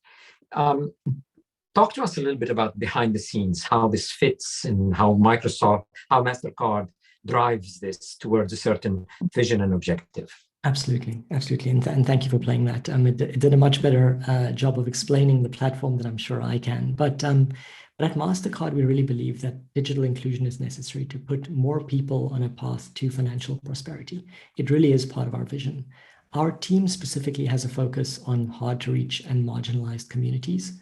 So in order to build more inclusive and sustainable digital economies, we created Community Pass. It is a shared interoperable digital platform. And the idea here is to connect more and more remote and offline communities to service providers. Now, those service providers can be government, they can be private sector, they can be NGO. Our goal here is also to support Mastercard's broader commitment, which is really to connect 1 billion people and 50 million small and micro businesses to the digital economy by 2025. So at the heart of the platform, there is a functional identity, which I'm sure we'll speak a little bit more about later. But it is a functional identity that can live inside a shared wallet. It is an ecosystem of digital acceptance devices and a safe and secure data platform that allows us to essentially digitize these life transactions. And so how does the digital identity and the data associated with that digital identity work? We've seen a card, we've seen online, we've seen offline, and how does it interoperate with the foundational identity solutions? Thank you. That's a great question. So as a start, you heard us mention biometrics a lot. So we use a tokenized biometric capability. It is artificial intelligence driven. And the approach is really focused on delivering a safe and secure biometric-based enrollment and authentication process, but without a lot of the risks that are generally associated with biometrics. So we use tokenized biometrics. There is an image capture process, there is a template generation process, and then there is a process that essentially tokenizes that template in an irreversibly transformed way. Now, where does it reside? So the platform offers flexibility in terms of where that token can reside. First and foremost, it resides on the card. So that token is really small. It's around 150 to 200 bytes in size. Wow. It lives on that card. It can also live inside a QR code for that matter. And it is wholly atomic. So you with your token can go to a point of interaction, tap your card, have that point of interaction read your token, then present your biometric, and this can all happen offline. Present your palm, present your face, have that authentication and that matching process take place, and then be verified. So this is essentially the proof that enables you to access the benefits that are associated with that card. It is. And so the template is actually never decrypted to the original. It's matched in its form, sort of encrypted to encrypted. Correct. So once the image is captured and the template is generated, after that tokenization process, the image and the template are both deleted. We never see those. Those never leave the device. They're basically that basically happens in memory, and only the token remains, and the tokens are matched to each other. Token to token. In fact, this question was sort of a few years ago when you guys were developing it. There was a question about what accuracy or performance would you lose by actually doing a tokenized matching to a tokenized matching. And at the time, I think you've had hired an independent body, Accenture, and they did the study, and they found, quote me if I'm wrong, or correct me if I'm wrong. Sure. They found that you were not losing much accuracy by doing this special AI-based matching. Correct. It was very minimal, and you had this incredibly privacy-preserving method of dealing with biometrics, getting the benefits of it without the associated risk of a honeypot of biometric templates and images. Exactly. Yeah. And so how does the user decide where they want to keep their template? Because I lose my card. I'm at a situation, I'm in the field, my card breaks. So as a user, I would love to have it backed up somewhere as this tokenized template. Mm-hmm. Yeah, and so we absolutely have that ability. We have 3 essential places where that token could live. And also just to keep in mind that the token is not the sum total of your identity on the platform. But the token can live on your Community Pass card, so distributed on your card. It can live on any one of the POI devices where you regularly receive service. So in case you have a central point where you can go and do something like receive a new card when one has been lost. And we also have the ability to store it in a token vault that we manage. So in this way, if you do lose that token, or if you do come and present yourself for service without a card, we can do one-to-end matching and still deliver service to you. And are you biometric agnostic, or you have to use palm? In the video we saw palm. What's the biometric? So at the moment we have 2 modalities that we're using. One is a face modality and one is a palm modality. But part of the vision is to also open this up and broaden that scope.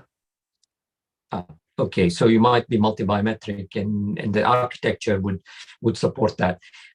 What is your role? Mastercard is known in the payment and in the credit, etc. So explain to us the business model. Why does it make sense to have a player like you be promoting the evolution of this ecosystem? Yeah, and that is a really great question. And I think, I can maybe start just by saying, something that is really in our DNA is doing well by doing good. And this is the reason that financial inclusion is so important for us, but you can't get to financial inclusion without digital inclusion first. So our role is really as an ecosystem builder. We're putting digital rails in place, the digital infrastructure, the rules and the standards for an ecosystem to allow service providers to participate and to reach really hard to reach individuals in marginalized, disconnected communities with very valuable services.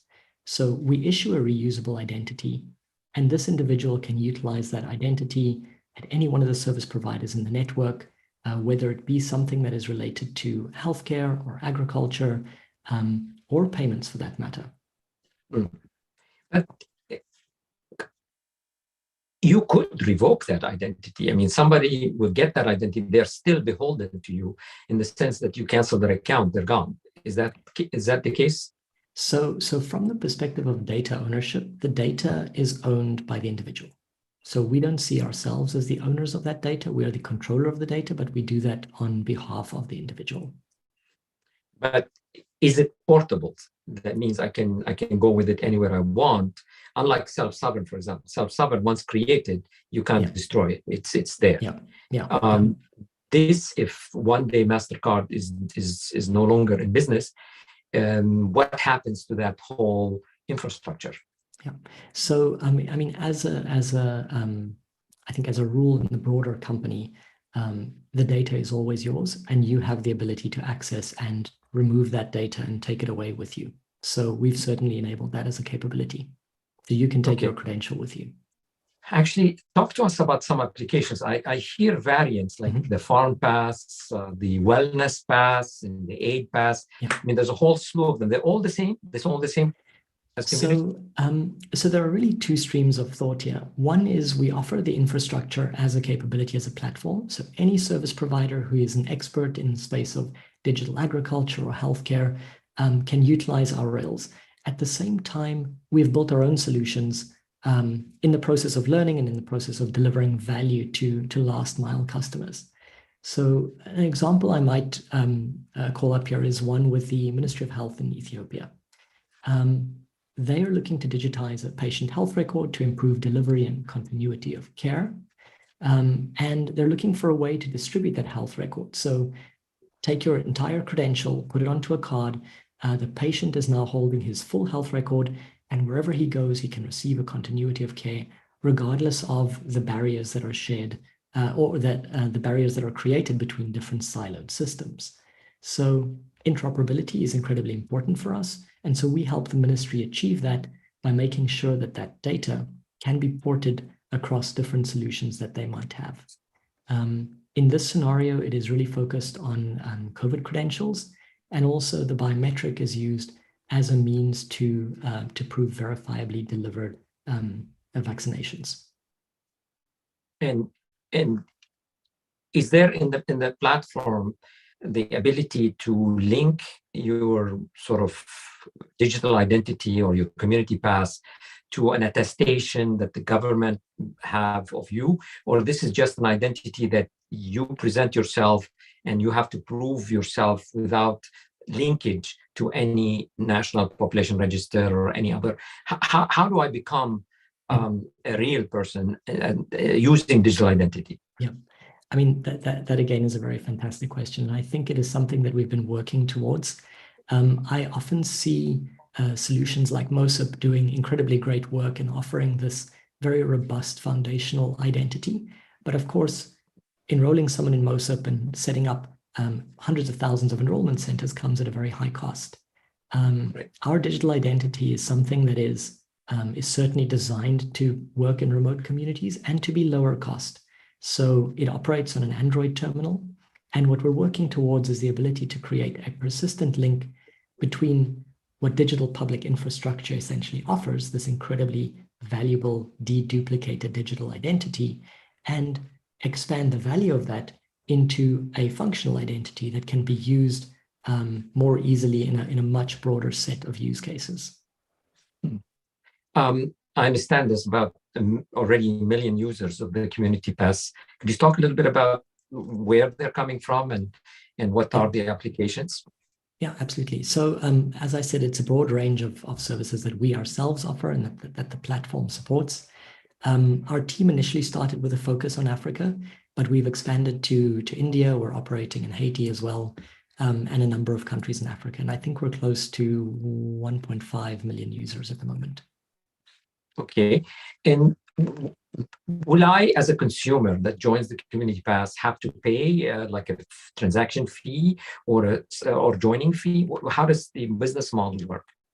Yeah, so we've definitely focused on being commercially sustainable, not just commercially sustainable for ourselves, but for all the partners and ecosystem actors on the platform as well. Obviously, it's prohibitively expensive to operate in some of these markets. And so, we are investing in that digital infrastructure, and hopefully many of the fintechs and other players will be able to use those same digital rails. Critically, though, the consumer, the end user, is someone who will never be charged for services on the platform.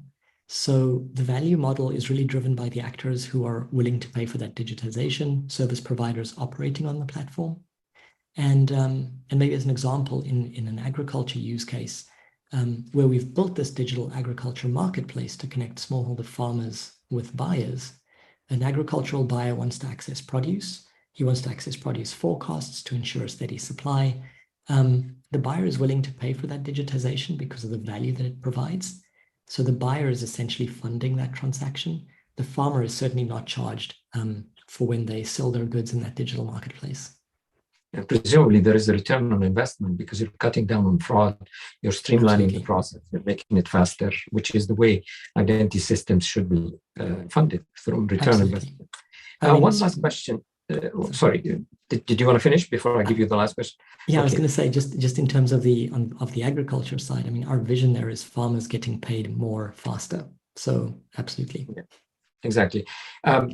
We're running out of time. So I'm just going to ask you one last question, which is always a hot question, keeps recurring, and we're going to be revisiting it again and again. Sure. Where do you stand relative to open source and open standards? Yeah. I mean, we as a company are not open source. We're looking to adopt as many open standards as we can. So we really see ourselves as a hybrid model for now. We're an open platform. We offer shared infrastructure, seamless integration, and we're busy building a developer community and partner program that will allow these service providers to really provide input into what the platform does and the direction that the platform takes in terms of services and capabilities. One thing just comes to mind. We're in an era now where I see so many digital identity initiatives that are going to be emerging from the traditional industry, from the fintech, from the big IT, but also from the government itself. Are we risking sort of duplication of efforts, and are we risking fragmentations? And what's your advice for us and for governments to avoid this type of situation? I mean, I think there is always a risk of fragmentation. I think many of the digital infrastructure that is set up today is very siloed. What we're trying to do is look at an area where we have a right to play, technologies that we are good at deploying, where we really have an expertise, but letting other individuals who have got expertise in healthcare, agriculture, and humanitarian aid really specialize in what they do. So take the load off them, run the digital rails, and allow them to do what they're really good at on top of our infrastructure. So hopefully that is something that can avoid that duplication. The idea of shared infrastructure, of course, is to reduce cost so that you can reach more people more quickly. And hopefully interoperate. And so, Andrew, thank you so much. We're way beyond the end of our episode. So we thank you very much. We hope to continue to hear the progress you're making and Mastercard is making in this regard.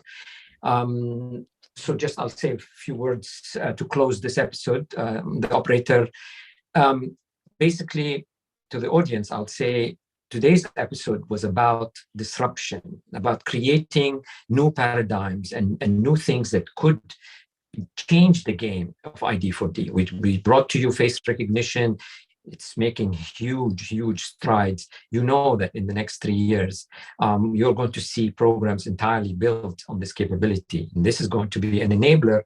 It's a dangerous one, need to be managed. We're going to manage it correctly. You also have seen contactless fingerprints. Just like face, they are here to stay. They're not going to go away. We also have seen decentralized identity. They are not going to go away. They're here to stay. Shared identity resources and interoperable digital identity, they are here to stay. And therefore, we as the solution providers, as the adopters, the adopting agencies, whether it's development, humanitarian, or government, we need to be ahead of the curve, to be aware of these game changers, to build them into our plans, and to make sure we rapidly get to this total inclusion, which is our aim, responsible total inclusion, making sure that the remaining 8 years towards 2030 to create inclusion for all are going to be fruitfully spent and are going to achieve our objectives. So this episode merits for you to analyze the segments again and again. I agree, it's a heavy episode because there's a lot of information, but trust me, we scour the world looking for the most impactful ideas. We screen them to try to bring you what we think tomorrow's impact is going to be. And this is something that is knowledge you can trust. So thank you for staying with us, and we look forward to seeing you again in another heavy episode with lots and lots of knowledge and information that we're working on 7th of December. So until then, be safe and let's stay in touch, and we look forward to seeing you again.